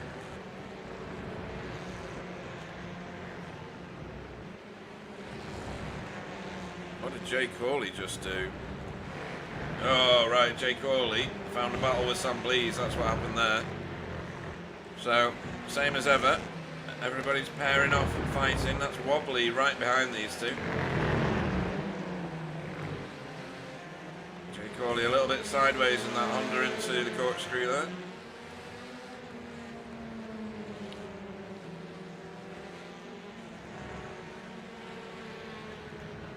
And this battle's right behind the battle we were watching. Any advice for Jamie Jeffrey, Sam, trying to keep Miguel behind him, or is it just limit the time you lose like that? Too late. Yeah. Yeah. Oh, he's fighting him. Nice cut back though. Nice, well, yeah. Yeah. Don't look too much in your mirror. That's Jamie's an absolute scrapper. He will give nothing away, and I think to relish actually for both of these two. Yep. I think Miguel will enjoy the battle that's being offered. Yeah. He does, he relishes it. If you're as good as Miguel, you want to be racing against classy drivers, and he's got a handful of classy drivers in here who can give him a damn good race. Mm-hmm. And yeah, that's very nice. He appreciates it, and they give him a hell of a hard race. It's and we get to sit and enjoy it. Yeah, we do. Pretty much magic, really. Sam, do you see anybody catching Stephen? Because he's got himself a decent gap. Oh, I would track the gap between Stephen and the guy behind, especially as it's Spencer. I don't want to be too professional. So. I don't know who was off track, but the fifth, it's Chris Dixon. Chris Dixon, yeah. Finding it a little more difficult. He's now got the super fast Jamie Jeffrey and Miguel close right in on him very quickly. Don't know whether he'll step aside and let them go. He has done already. Yeah, he's a sensible driver, is Chris. Yeah, nice move. Well done. He's got good track awareness. Assembly's okay. Yeah, there we go. Here we go. Side by side as it stands. Pete's got nearly 10 seconds now. Look at this. This is he's making hay while the sun shines. There's no doubt about it. And we've still got a very determined chasing group of the Pro-Ams. Yeah, I don't know whether his lead is sufficient just yet. He's 30 odd seconds ahead of these guys. I think you need more than that for a pit stop, though, including the travel time through the pit road. Yes, it's a slow entry, isn't it? It is. Wow, that was super quick. Sorry, go on. He will be in front of these. You do? You think he'll be in front of this one? Yeah, I think between Spencer and Jay. And if I'm wrong, that way it makes the broadcast not too professional. Yeah. Chris Needham has finally pitted the car, so we'll see where he pops out.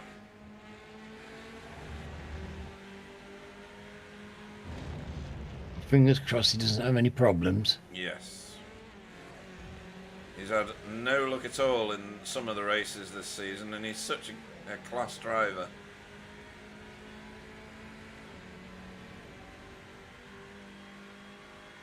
It's heartbreaking to see those places go away when you go in the pit lane, isn't it? You know, all that hard work. Yeah, he's on his way out now, but he's going to drop behind probably.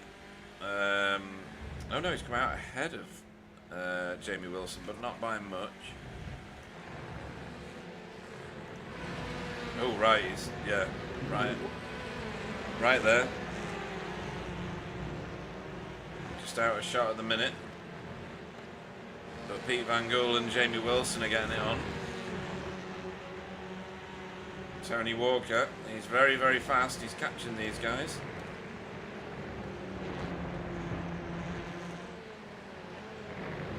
That's Stephen Walker passing Stefan Goebel, who supposes a pit stop. Yes. He's broken that little block of Pro-Ams now, so the rot's setting in, I'm afraid, for those chaps. Roger and JB are very good drivers, though, and they will defend hard. So they're all doing Pete a favour, aren't they? They are. And I'm sure they won't mind that. If they can think they can actually hold drivers of this quality back a little bit, they would certainly have a go at it, sure. And that was a nice overtake, Sam. I don't know how easy Jamie Jeffrey made that, but oh, that was wobbly off track. Ooh, don't want to see that. Yeah, went wide at turn 1 on the exit. It's easily done. Yeah, very easy. So Miguel now, you would predict, would pull away from Jamie. Well, Jamie will hang on. Now, we know that he can hang on to him. We've seen him do it in the past. Yeah. Whether he can do it here, I don't know, because it strikes me that Miguel's quite quick, but he'll certainly be taking advantage of every bit of tow there is. Oh, without a doubt, yeah. And in the class standings at the moment, Pete Newman still owes us a pit stop, but he's out in front ahead of Stephen Walker, who leads Spencer McCarthy by 2 seconds, and Jay Corley by a further 3. In Pro-Am, JB, does he owe us a pit stop? He certainly does. Roger Morton's in the pits at the minute. That might give the lead over to Stefan of Pro-Am, but only for a little while, because he owes us a pit stop. I think this will all promote Chris Needham to the top of the pile. And then in AM class, David Ayres, normal service has resumed. Yeah, for he's him. doing well. Yeah. Boyd Dreesen, his fans are in the chat, is in 2nd place currently. And Mr. Hilton. yes, he's doing very well. Still, yeah. They're keeping my result, guys, well back. Yes, they are. Aaron Davies in the front there, because these guys are all too handy. Yeah. Right. back to where we were, which is here. Sam, please. Still not done anything about Jay. JB, yeah. Yeah. Pit stop Owen there, but yeah, he's doing good so far. Oh, Pete's dragged the gap out to 12 seconds to him now. Yeah. So he's still putting time into it, quite substantial. When's this going to be the best time for him to take his pit stop? He may have a tracker that will show where the gaps are on track. I know those do exist. I've never used one. I'm just happy to stay on track and not crash. Plotting where I'm going to come out of a pit stop is a secondary action for me. I was wondering whether we would want to go into the pits when these guys are catching him up, or just before they catch him up, so he doesn't have to put with them and fighting with him, because he's got to go into the pits soonish, hasn't he? Maybe, but Jake Corley there has just gone too deep into Andretti, and he might end up losing 2 positions in 2 corners. He's fighting back on Sam Blease, but he's offline. Making a good recovery. Yeah. Being offline through this section of this sequence of turns is not good.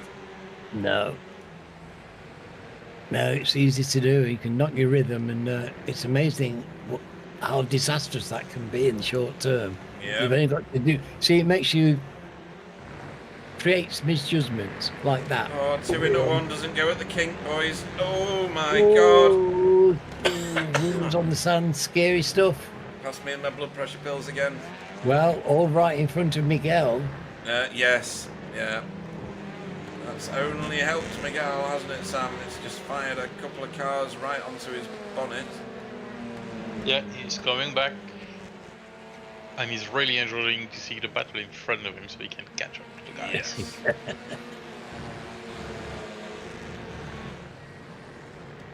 Is that somebody into pit road? That's everybody else into pit road. Stefan, JB and Pete Newman. All in pit road in front. Pete's leaving now. And that is race leader Stephen Walker. Let's see if Sam's predictions were true. They were. He's going to be out ahead of Stephen Walker. No, it's even better than what I said. Oh, did you say he was behind Stephen Walker? Behind Spencer. Oh. That's a good one.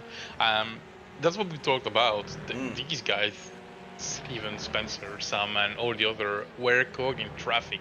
Yes. By pitting early. And he had 3 He was in green here at the front. Yeah, so I'm not at all surprised. You won't be surprised. Prom. Sorry? What? JB is leading Prom just in front of Chris. Oh, this is going to be a good battle, this. They were racing together before, now they're going to be racing for the top spot in AM class, Pro-Am class. Head to head. But we've got close contention at the front of this race now. We have. So, Campy, Odoff, Stephen and Spencer and a closing Sam and wobbling in there as well, because he's tucked nicely in with Sam. He's going to catch you up. Well, for all that Pete Newman, he couldn't buy a lap without incident points at one point in qualifying. No, that's right. He was struggling, wasn't he? Yeah. Here he is about to potentially win the feature race, where he qualified quite poorly by his own standards, I would expect. Now, here comes Miguel. Not yet. Miguel generally reckons to have a couple of tenths on Pete. Right. So he's only got 4 minutes to do it, so that's not happening. That's not going to happen. Miguel's just been shouldered out by Jamie Jeffrey. Only got 4 minutes left. Goodness me. Yeah, that's a collector's item right there, Sam. Somebody overtaking the mighty Big Mig. Yep. I mean, it's a good move from Jamie, taking the opportunity to go through. Yep. That's Roger Morton catching JB and Chris Needham. Come on, Roger. Mr. Broken Ankle himself. I don't think he's got a broken ankle. I think it's all made up. No. once he gets that bit between his teeth, he's all racing. Now. It'll hurt when it stops. Oh, Jamie Jeffrey on the inside here. And look at Miguel. They squeeze that around there well, because that is a tricky little corner coming around there. It's on a bad camber, and it catches loads of people out. Yeah, it does. It's so easy to get against the camber against you as well. Oh, it is. Oh. Right, we haven't got flags waving just yet. I don't want them to stop. They're not going to stop, are they? I don't know. There's what is there? 2 laps left? Do you think, Sam? 1:30. That makes 3 minutes. Yeah, probably 2 laps left. Yeah. So Pete Newman leading Stephen Walker by 2 seconds. That gap is reducing, but whether there's enough laps left for Stephen to do anything, I'm not sure. Pete's suddenly found his mojo. This little pairing seem to be stalemated, Sambleys and Wobbly. This lot are still going at it, and Miguel is about to try and pull alongside, but he's backed off it, knowing it's the kink and it's just pure death that awaits. And then these three, this is the top of Pro-Am. JB is currently heading the way. Chris Needham in second, and Roger in third. That stacked up on Roger just then. I think he got quiet. What happened here? What happened here? How on earth did Pete Newman end up getting hassled for the lead? I've no idea. He's done something wrong. Has he got slowdown coming through the kink? He has. Because he's still off the gas now. Oh. He's got it coming through the corkscrew, hasn't he, Sam? Yeah, it's a 3 seconds slower lap. It's brutal, isn't it? Yeah. That's a shame, because just before the last lap, he had the race for him and just made a mistake on the lap. Yeah. Shame. Who else did as well? Wobbly. And he's back here now. No, he didn't. No, he was already behind Sam, wasn't he? That's right. Yes. Oh, look at these three. Miguel really putting it out there. He's off track and everything. And Renee Earhart, who was going backwards towards the kink at one point at the start of this race, has fought his way all the way back to 20th place, and he's about to give Carl Hardy a run for his money. So he may get another one back. Yeah, that's a good comeback from being dead last. Side. Yeah, absolutely. Carl Although Hardy the rejoin was a again. bit dodgy, but Pete Newman lost another spots over Spencer. Yeah. Is he running out of fuel? Is he low fueled the car? Is that what it is? I think he's been off track again. Oh, okay, fair enough. I imagine he's probably a bit despondent as well. Yeah, he'll be annoyed, I would think, because that was reasonably in the back. Oh, someone's coming on the What? pits. Oh, Jay, it's Jay Jay's Crawley. coming in the pit. Oh, Jay. Is that on Why is incident that? points? It might be incident points. Because Pete Newman's in. Oh, what's Pete Newman done? Where's he gone? Yeah, race is gone. Oh, race race is is done. over. Race is done. Right, okay. Phew. Calm down. Oh, dear. And breathe, everybody, and breathe. And JB wins the Pro-Am battle. Did, yeah, only just. But a win is a win. They all beat Jay Crawley, which finished 13th. Now, I wonder if Jay Cawley... Oh, hello. Was he trying to serve a penalty on the last lap? Because that doesn't work, does it? We've established this before. I wonder if that was the case. Miguel has pulled up. Well, if that's the reset. case, that's a double penalty for him, because he will get... Well, he's 13th now, way back from all the pro guys. Yeah. Plus the time penalty after the race, that's gonna be very costly. Yeah, we're still waiting for Remy Malaberti to cross the line. Oh, he's just done it. Come on, Remy. Yeah, he's over. Well done. Not a bad finish, 22nd. He probably won't be happy where his class position is there, but... No. Right. Well, in true fashion, Pete misses the end of the race again. But let's have a look at what happened. And the penalty will be harsh. Right. So If my standing is correct, it's a tough one. Okay, well, we'll see what happens in a second. People making their way to pit road at the moment. And no classification has come up yet, so iRacing's still calculating where everybody's finished in this one. I'll tell you what, there's been a lot less chat in the... someone called Chloe Newland shouting out for Jamie Jeffrey as well. He's done all right, actually. 6th place, I think. We're waiting for final classification to come through.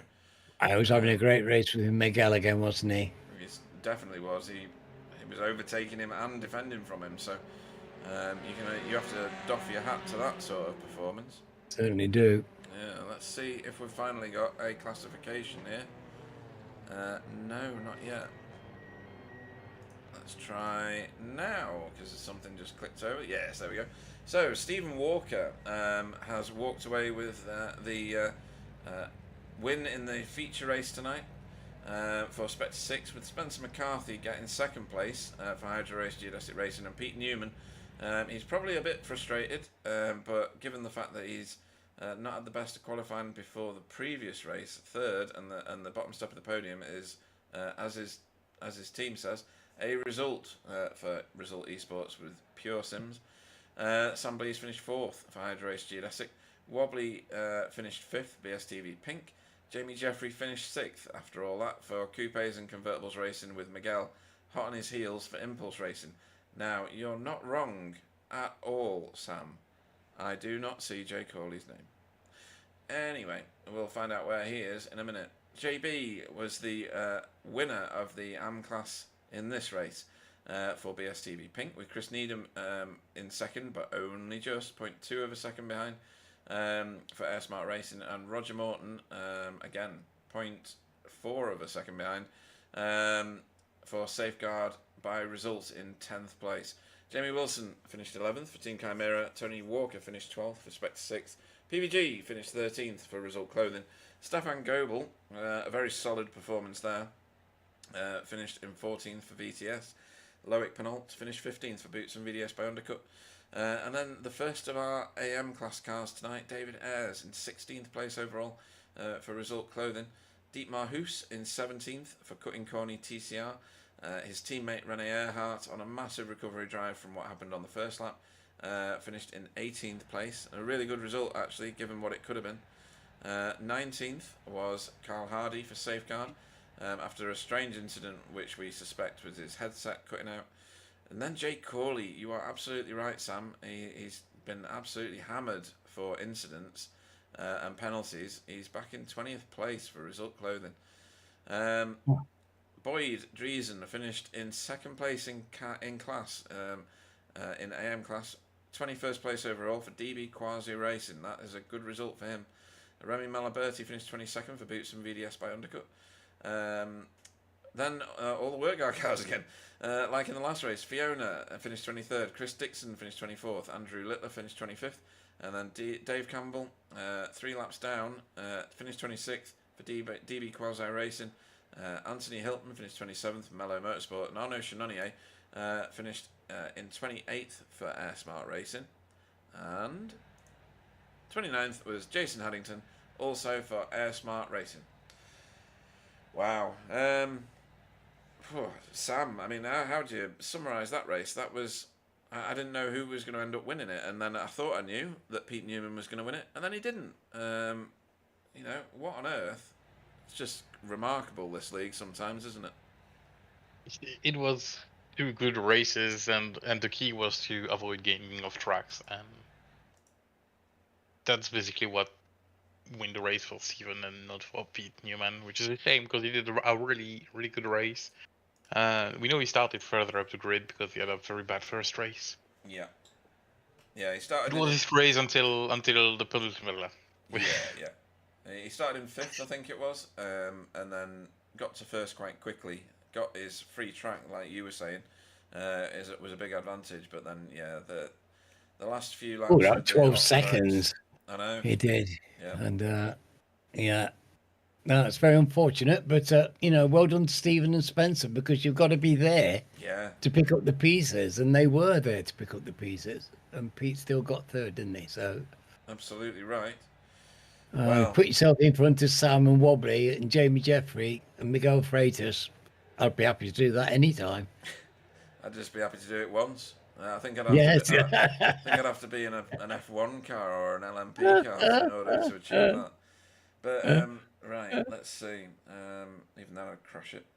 Right, let's go and find out who's ready to speak to us. Right, let's have a quick word. Hang on, my Discord is deciding to work very, very strangely just for a second there. And we'll bring in Miguel Freitas into the booth. Good evening, Miguel. Good evening. Yes, Good evening. I need to reset all my stuff. I forgot to do it, so just bear with me a second. Talk us through your first race, first of all. It was a lights to flag victory, and you demonstrated that Honda has got some serious power around this track. Yeah, I wasn't expecting that. Yeah, when I got to the practice today and saw all the times, I had to go for a more aggressive approach on the setup, which worked quite well. I got first in quali, and then in the race I managed to get away on lap one with when they were exchanging positions behind me. And yeah, after that, I was just managing the tires because the setup was aggressive. So every 2 good laps, I had to do one a little bit slower to recover from the overheating. That's so cool. Yeah, that is pretty cool. I love that. Yeah, that's nice. And then race 2, you obviously set off in 15th place. So some cars pitted early, ended up in traffic. Some cars pitted very late, benefited from being in relatively clean air. You had a bit of both worlds, to be fair. You pitted and still came out into a bit of traffic, didn't you? Yeah, I had a crash on lap 1 and got a bit of damage, so I had to. Yeah, I had to push a little bit more after that, which made me use more fuel, and then I couldn't pit as early to refill the car, so I had to go a little bit late, and yeah, I got in traffic once again. It was just pushing to the max and hoping for other people to screw up to give me some places. Yeah, some did, and you benefited a little bit from them, but yeah, we saw that incident as you came out of the corkscrew and down through that left-hander, and then your windscreen would have been full of a Boots and VDS by Undercut car, because that's what was right in your way. Not a lot you can do at that point, is there really? Can't make yourself disappear, can you? No, yeah, and that place, that corner with my setup, which was very aggressive, it was just a recipe for disaster. I tried to slow down to avoid them, and I just oversteered, and then when correcting the car, I just gathered their rear, and yeah, we were done from that point on. So yeah. Yeah, well, Spencer's keeping you honest in the league. He will have closed some points, not many, but he will have closed some points. He was just about less than 100 points behind you going into this race. I think it'll close the gap up. It only makes for the rest of the season to be an even closer affair and more hardly fought, I think. What are your thoughts for the rest of the season? Where do we go next? Does anybody know? I don't really know. Let me tell you, it is Road Atlanta next. Oh, I love that track. Me too. Oh, that's exciting. Yeah, I don't know if it will be good for this car, but I love it, so it will be fun. It's not too dissimilar to this, is it? It's to Laguna. I love it any day over Laguna. Yeah, lots of elevation changes. That chicane at the top of the hill is a brutal one. I don't know, it could be good, and then after that we've got the Algarve. That's going to be a strange track to you, isn't it? It's going to be miles away from your house. Yeah, I've never been there before. I don't know it at all. There you go, folks. He's only Portuguese. Right, so fantastic night's racing. Anybody you want to shout out to before we let you go? I don't know, everyone. I had amazing fights. Probably a shout out to Jay. We had a race yesterday, which for me was it's on the top 5 of races we ever done on this track as a practice. And yeah, today we were trying to repeat that in the end of the second race, but I think he got over the incident point limit. So yes, he got absolutely mullered by the iRacing gods. It has to be said. He was racing around you. I think he was just in front of you, wasn't he? Yeah, he was 2 places ahead of me. So he would have been in like 5th or 6th, and the iRacing gods struck him with a lightning bolt of penalties, and he's finished 20th. So yeah, I don't think he's going to be at all happy with that. I'm certainly going to go and watch his stream after this, and I'm going to mute it because I don't want to get offended by all the swearing. Fantastic race one, and it was brilliant watching you, almost struggling in certain points to get past people. Jamie Jeffrey gave you such a heavy battle. We were absolutely riveted to the screen. You were too wide in so many different places. And I love watching that in this league, and especially with you and Jamie. He's such a safe driver, it's fantastic. Yeah, it was an awesome battle. But yeah, I think that's the worst part of the Honda on this track specifically is if I'm not doing the ideal line, I just have no exit speed. So every time I was in a fight, the other person had to make a mistake while fighting because just on the exit speed I was losing a lot. So yeah, but it was amazing because I could go lap after lap fighting side by side with other people. But yeah, not so good at passing. No, but yeah, you can never fault your racing. Absolutely stunning. And looking forward to seeing you racing at Road Atlanta, seeing as it's one of your favourite tracks. Miguel Freitas, everybody. See ya. Good night, matey. Well done. Cool. Right, next into the booth, we shall go and find another winner.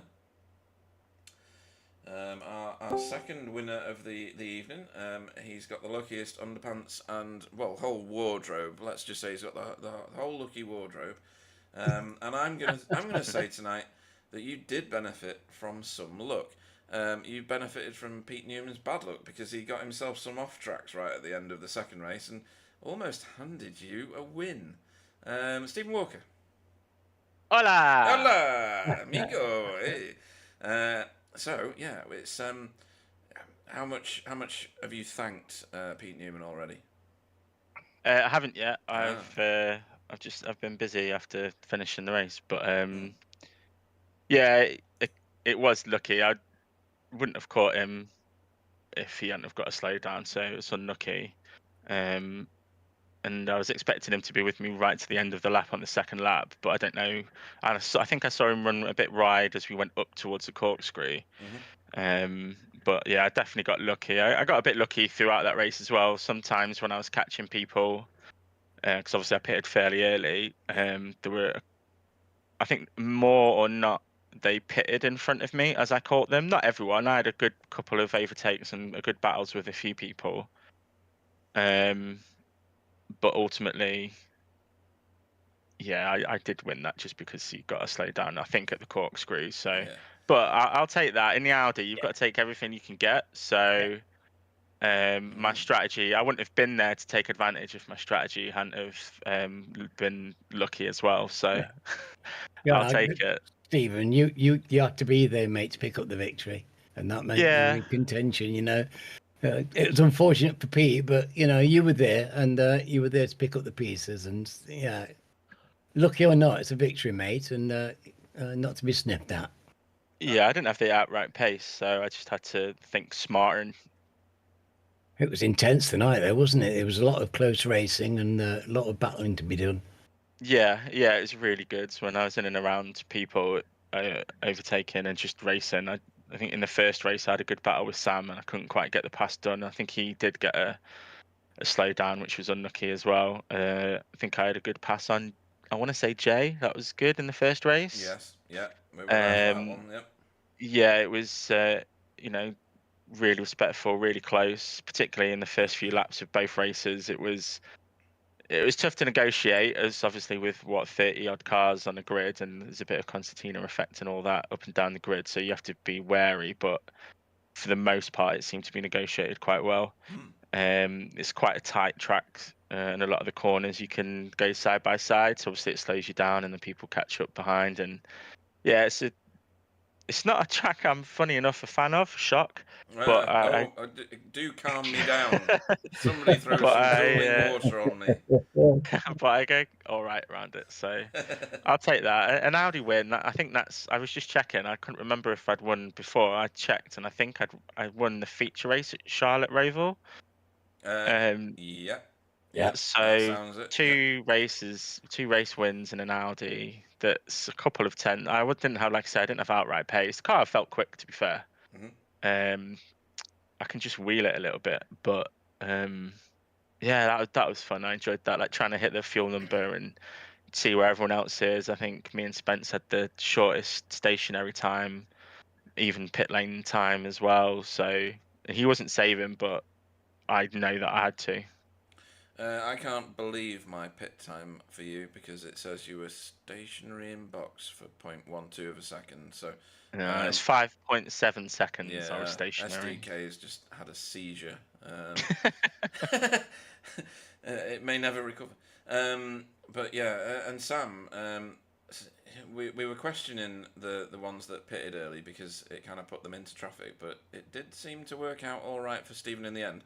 However, if Pete had not had that slowdown, it wouldn't have been the same picture, would it? No, I think it seemed as we started that lap, I did gain a couple of tenths. I don't know whether I don't think he had to fuel save with the amount of time he was in the pits. I don't think he did.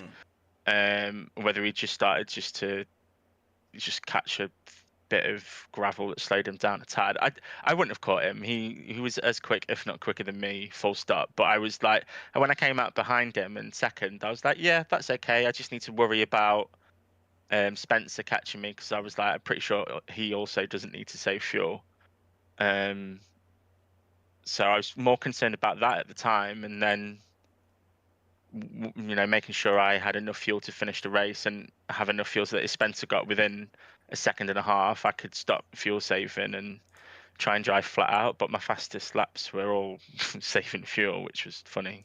It's not the first time that's happened, but I don't know why. It just is. But yeah, it just worked out. Like you say, I definitely got lucky tonight. Like I say, but I'll take it in the Audi. I'll take whatever I can get. Yeah, and Spectre 6 are the main team that are taking it back to Geodesic for the championship lead, but 300 points behind. It's going to take a bit of a miracle. I think are we going to see Cap doing some wingman stuff for you or not? Is he otherwise engaged? Well, he said he wanted to race tonight, but because I think he gets on well with Laguna, if I remember correctly, but he was poorly. So right. Okay. I'm hoping he'll be back. We've got Raid Atlanta, Portimao, which I think I know that he likes. Alton Park, that I know he likes, and then Mid Ohio. So hopefully, yeah, because my brother's just getting unlucky. I think I've stolen the luck from him. Yeah, he needs to hand the pants back. Yeah. Yeah, he's still got the pace, but with obviously everyone's getting quicker and there's a lot more people on the grid and it's a lot tighter. It's difficult to be how it was last season. So I'm sure he'll figure it out. It's not like he's.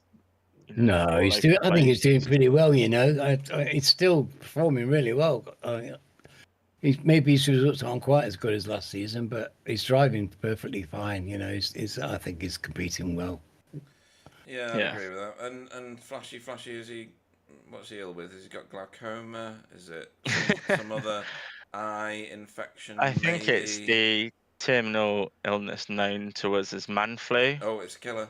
Which is scientifically proven to affect men harsher than women, and that was scientifically proven by a woman. If you don't believe me, Google it. I might have to do that.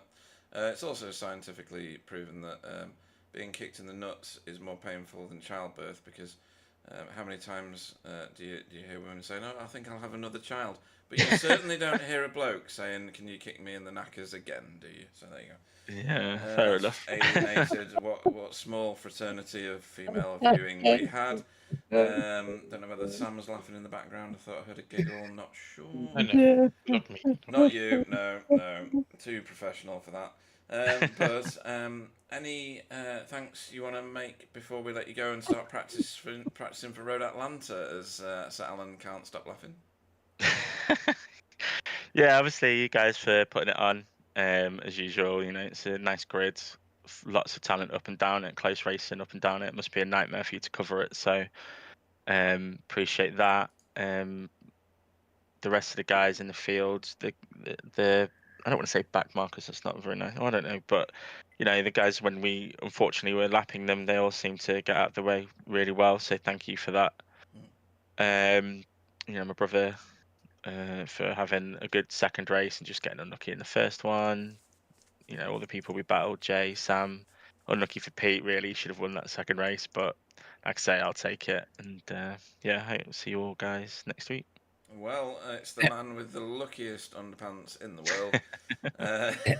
Everything is apportioned out to various levels of luck, and we love it. So we will see you, Stephen Walker, in the next race. Stephen Walker, everybody. Cheers, guys. Thank you. Good night, matey. Taters. Oh dear. Right. Next into the interview room. We shall bring in Spencer McCarthy. Good evening. Good evening. Evening. Right. So, race 1. You've had a really solid and consistent race week.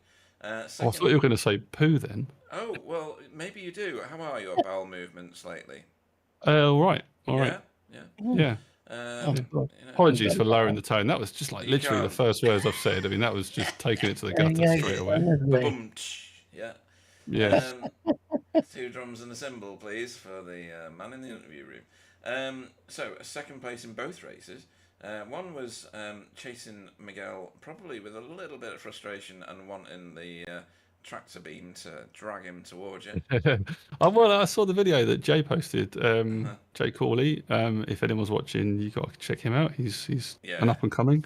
But yeah, the video he posted, and he got like 2 slowdowns during the race. So I'm like, yeah, get a slowdown, and he didn't. Nope. He didn't get one. I always plug Jay Corley's streams because I go and watch that after we've done this.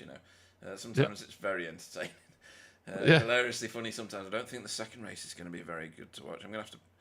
The amount of bleeping that's going to be at the end of that second race on his stream is going to. Well, the end of the race that came out. Yeah, was it yesterday or the day before? Was quite saddening. And then obviously this one, I think did he slow down on the last lap or something? He got a penalty for incident points on the last lap. Oh, trying to serve it on the last lap, which we know now from experience doesn't work. Sam spotted that the iRacing gods have absolutely mullered him with a lightning bolt of 20th position as a finishing position. Oh, sad times. Anyway. Well, he drove better than that, didn't he? But these things do unfold that way sometimes. He got the jump on me in the first race. It was a good one, and then I guess he got to slow down there to let me through again. But yeah, that was a good jump, and then obviously Miguel got that gap in the first race, which stayed forever. It kind of grew and shrunk, and we were just kind of matching times. I got near his fastest, which was good. Like a 30.4, which was I was happy with. Just keeping the pressure on him, really. That was the aim. I think it was really hard to overtake around here, number 1, and number 2, obviously catch that up.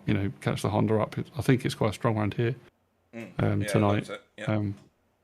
But yeah, no, well happy with the pace tonight. I think fastest lap in the second race, which is good. I think I was catching Steve at one point, and then back markers or lappery, and we kind of eked out again. And in the end, it was I've resigned myself to third, and then poor Mr. Newman. I think he dropped something. Meltdown. We had a meltdown, and very unfortunate. But, you were there to pick it up, and which I was thankful for, because obviously he's still finished, so it just gave me those few more points to Miguel, which was good. You've worked hard for them, Spencer. It's been a heck of a race now, hasn't it? There's been some really fine racing out there, and I've got a shout out to. I mean, I'm doing the shout outs now, Pete. You haven't got to do them later. Do it. The shout out to Roger Morn. Take over. Yeah, I'm just going to take over. I mean, it's amazing championship tonight. Racing was brilliant. The Yeah, I had a great race with Rog. You know, Rog Morton. He admitted afterwards in the chat that he was trying to hold me up to let Pete Newman get away. But I mean, he was putting the car exactly where he needed to, and we had an epic little battle. Yes, we side by saw side. some of that, didn't we? Yeah. And we did. No, well, there's a bit of history between you two now of you having fun together, and it's great to see that. Yeah, don't tell everyone, Alan. Yeah, that's private, some of that. But I think I mean, in the end, it was. I had to use a hell of a lot of racecraft to kind of engineer the overtake and get him in the place on the track where I needed him to compromise his lines. And all those years of blooming autocross. Well, yeah, absolutely. It's all that autocross, mate. He knows every line, honestly, doesn't he? Yeah, he does. He does. He knows where to put the car. So in the end, I kind of sold him a bit of a dummy and sort of kept him tight into 5, I think it was, and then got him around the outside going in. So and then it was just every car I came across was like, oh, this is going to be a mission trying to get past. And then it was and I was looking at the gaps down to the guys that were pitted, and I was thinking, I'm just not. This isn't going to work out. I can't do the overtakes here to sort of make me the time here. So sort of pitted, slotted in behind Steve and see what I could do, and P2 I'm well happy with. So I'll take it. Yeah, I would be. That's a real result round here. And even in the safe driver competition, it's not always high on everybody's agenda, but you are 3rd in that. Given all the laps you've done, and the fact that you're second, the closest person to Miguel at the moment, less than 100 points behind him, and you've reduced that gap already tonight, without a doubt, because he finished in 7th in that in the second race. So you've hauled a bunch of points back, and you're doing a lot of it through just staying off the off tracks and staying off the incidents and avoiding other people's crashes. So well done on that one as well. A few more in the second race than I wanted, but I think they seem to creep up in the second half of the race. But stay focused. I'll stay on it and just, try and stay safe. Yeah, absolutely. You've already said your thanks to the masses that are watching the stream right now. So all I'll do is remind you that next week you'll be racing at Road Atlanta. Hopefully you're going to turn up for that. You've got Spectre 6 chasing you for the team championship at the moment, but you've got a good 300-point gap, yourself and Sam Blees. So that one's looking pretty handy as well. It's looking like a very solid performance for this season. Just that pesky Miguel to, leave her off the top spot.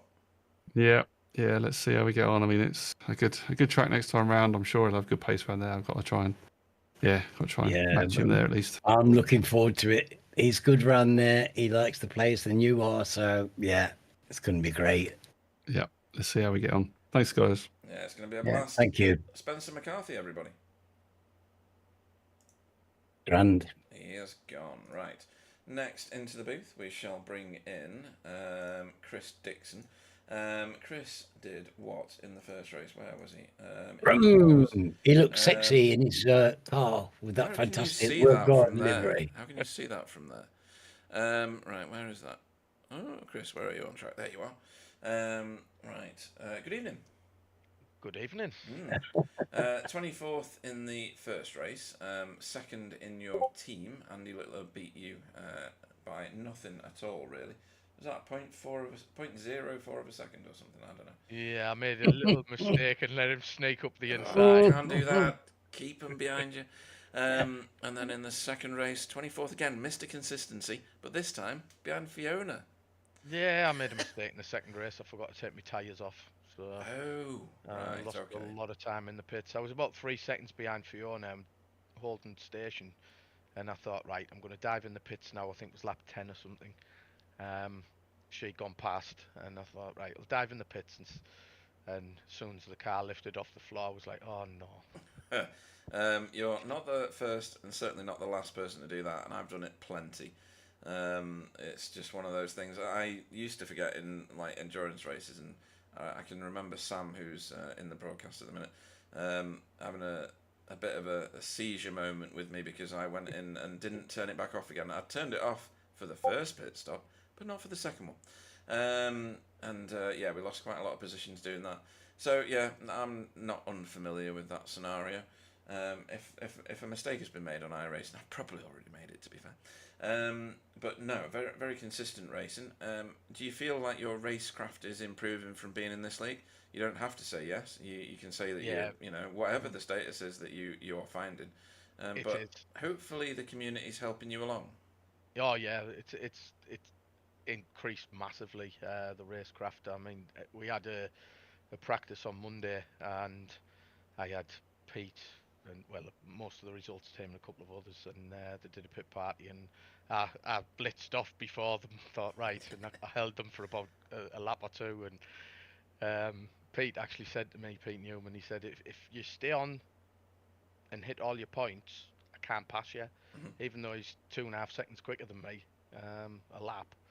He couldn't get past, and it wasn't until I sort of threw it off the track that they all just left me. yeah. Well, you did really great. You did great tonight, Chris. Yeah, I've enjoyed it. You were driving well, and a lot of courteous road awareness and race awareness as well. I noticed. Yeah, just after me pit stop, if I didn't lose so much time, I wouldn't have had to pull over as much. And as soon as the front runners caught me, it was like, I'm going to lose even more time here. So I just tried to get out the way, and stay out the way of them, and as best I could without losing time. But yeah, no, it was smart driving, Chris, and people appreciate it. Yeah, they always say thanks. They're all good lads to race with. Normally let them know where to go by either pass left or pass right, or if they're in the chat, and let them know. So just makes the whole thing a lot easier, doesn't it? Yeah, they're going to get by, that's for sure. We've got some superpowered chaps in here, haven't we? Yeah, it's pointless trying to slow them down because it just slows everybody down. So. Yeah, that's the way it goes. You've seen where you are in the championship, I'm sure. No. Oh, all right. Well, you're doing very well. In your AM class, you are in 4th place. Going into this round, you were 3 points behind Fiona, and 13 points behind Jason Haddington. Jason had a really, really bad second race tonight. Oh, Jace. And yeah, it was. I don't think it was well received by him either. Whatever happened. So yeah, I think you may well have moved up with Fiona into 3rd place. She will have taken over 2nd place, I think. And we'll see what that looks like when I've uploaded the results after the race. But you're doing very well for your first full season with us. And in the Safe Driver Award, I don't know where you are in that. Way down. Are you way down? I will be after tonight. I had a few incidents tonight. Well, there are 40 drivers registered, and you are 18th in that. I'd say that's pretty damn good. Yeah. It's a hell of a lot better than I'd be, and it's my bloody award. It is. I'm sure you wouldn't be there, Alan. You've had some good races with you, and you're quite safe, so I'm sure you'll be high up in there. He doesn't know you at all. Oh, that's sweet. Road Atlanta's the next track. Have you raced there much? Not really. I same as this one. I've probably been there in the MX5 at some point, but other than that, I don't think so. You'll love it. Don't worry about it. It is literally my favourite track on the iRacing service. Fantastic. It has been for time immemorial. I am going to look forward to that absolutely. Yeah, it's a proper good track. Yeah. Well, I've got plenty of time to practice this week because I've got the kids all week, so they'll be in bed. Oh, lovely. I'll make sure I get on, get plenty of practice done. Very good, very good. Anybody you want to have a shout out to before we let you go and start your practice? Just everybody, yourselves. It's not always for putting the stream on, and all the drivers today that we all had a good race. So yeah, just everybody really, and everyone for watching. Awesome stuff. And we look forward to seeing you and your continued progression next time at Road Atlanta. Chris Dixon, everybody. Yeah, thanks. Well done, matey. And then in her regular slot, we have the mighty Fiona. Good evening. Hey, good evening, Pete. I've changed my mind, Alan. I didn't want you to drive and me take over commentary. Good. Glad I've got to hear it. Hey. Awesome stuff. So, pretty consistent night. Let me have a look at where you finished in the first race because it's not on my screen at the moment. It is now. You finished in 25th. That paint on that car. All right. Oh. Good work, guard colours. 25th in the first race. And then second race, an improvement, 23rd, and fended off both your teammates in the second of tonight's races at least.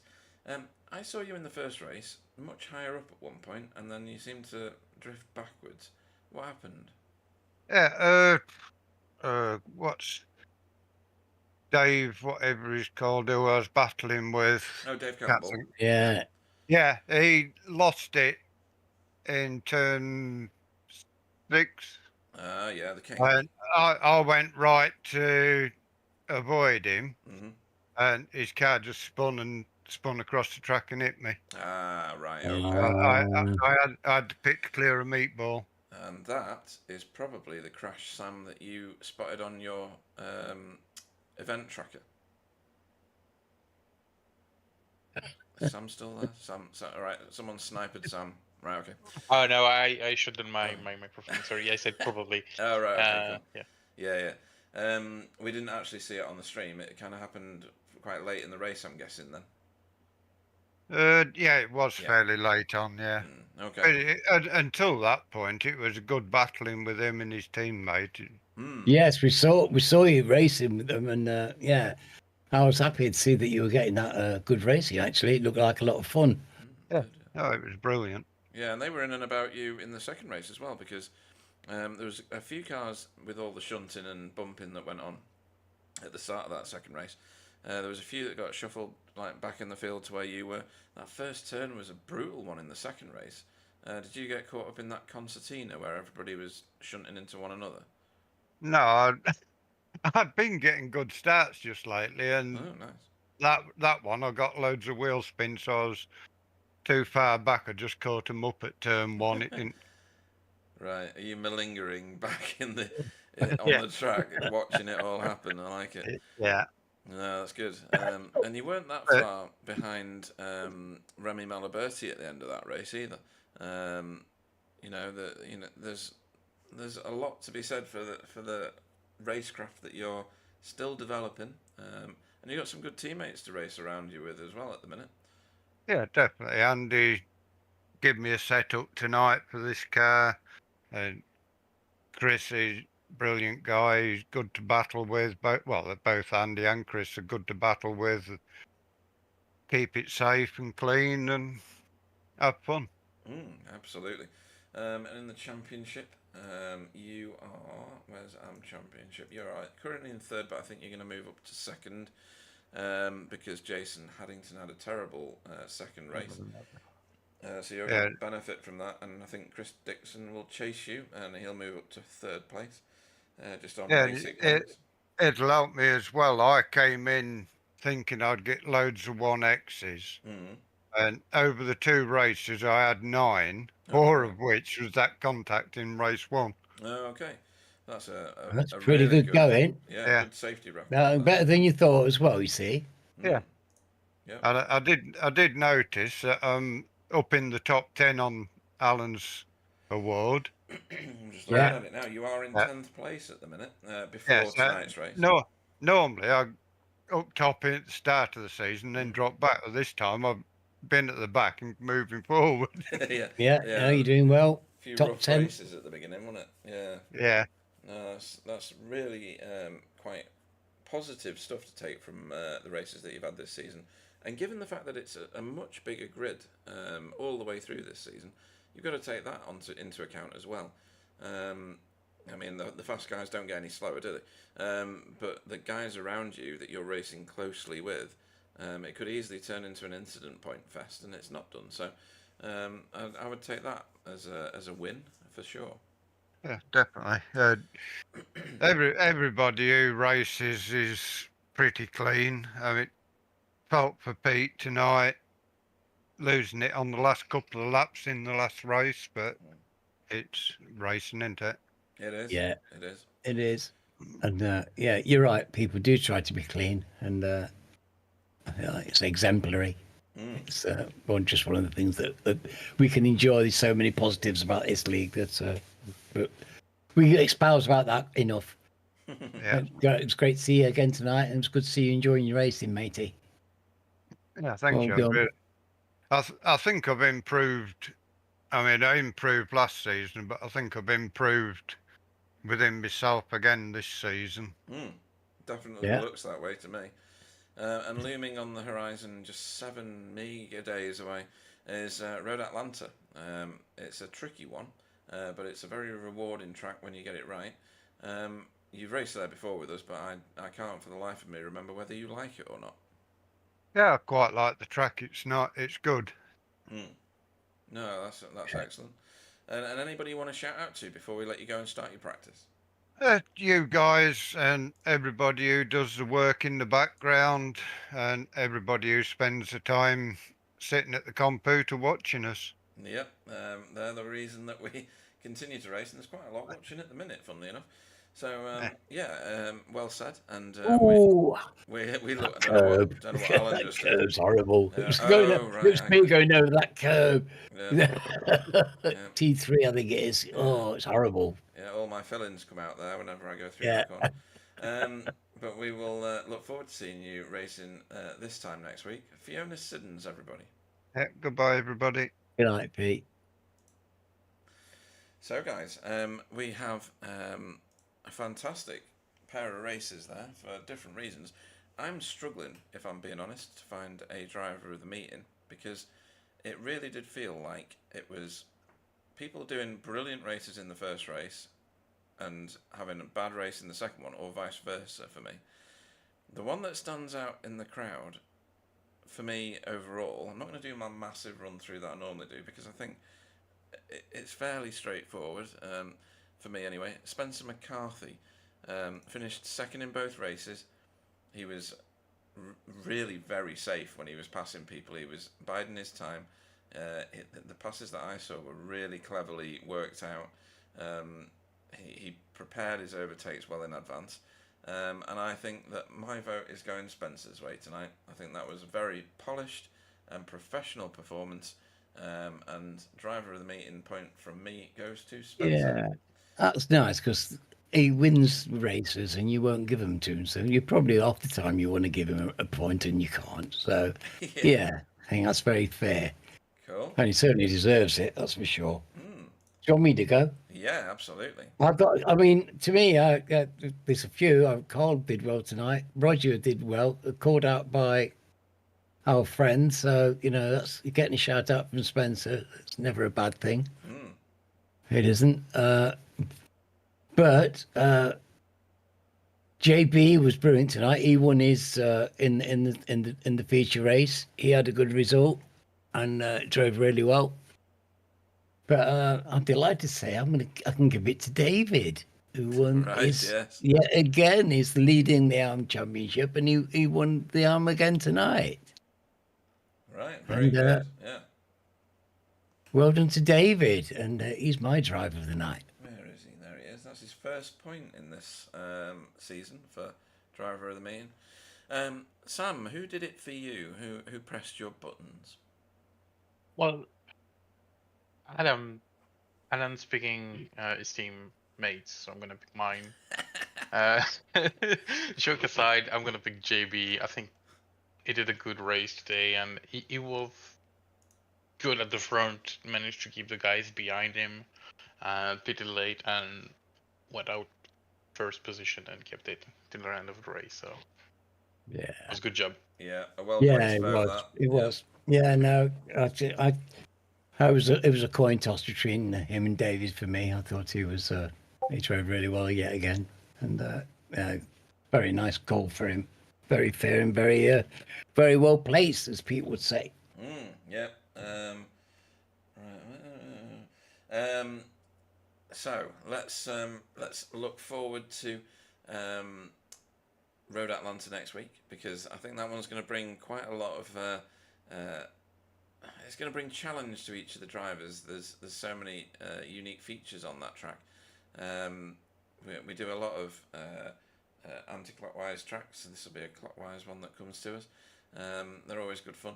I love that place, honestly. It's good, isn't it? It's great. It's just one of my very favourite tracks. It's one of my top 5 places to be. And so many decent overtaking opportunities. That's why I like it. There's places that you can run up the inside of people and really get underneath them before anybody. Yeah, I've heard about that kind of stuff. I know, yeah, it's illegal in some countries. But yeah, I'm totally looking forward to that. So we will bring this broadcast to a close, and myself and Sam and Alan will get some well-earned rest.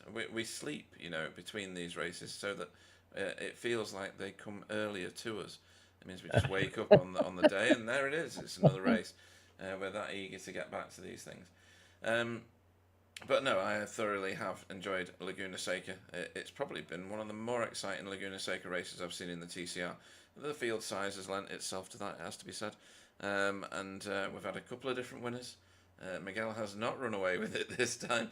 Not that he shouldn't. It's been clean as well. We've had a lot less knackered metal, which is really nice to see. It's been it's nice when people finish the race. I was disappointed for the smart drivers tonight not to finish. But we soldier on and onwards and upwards next week, and it's going to be great. Absolutely. So I'll thank all the people that joined us in the chat. There wasn't as many this week, but the ones that were there, you are absolutely welcome to join and chat away in there as much as you want. And if I manage to catch it and read it, then it'll contribute to the broadcast as well. Thanks to the drivers, and of course thanks to Sam and Alan for joining me in the booth. Sam, you're making it far too professional. You're going to have to sort that out.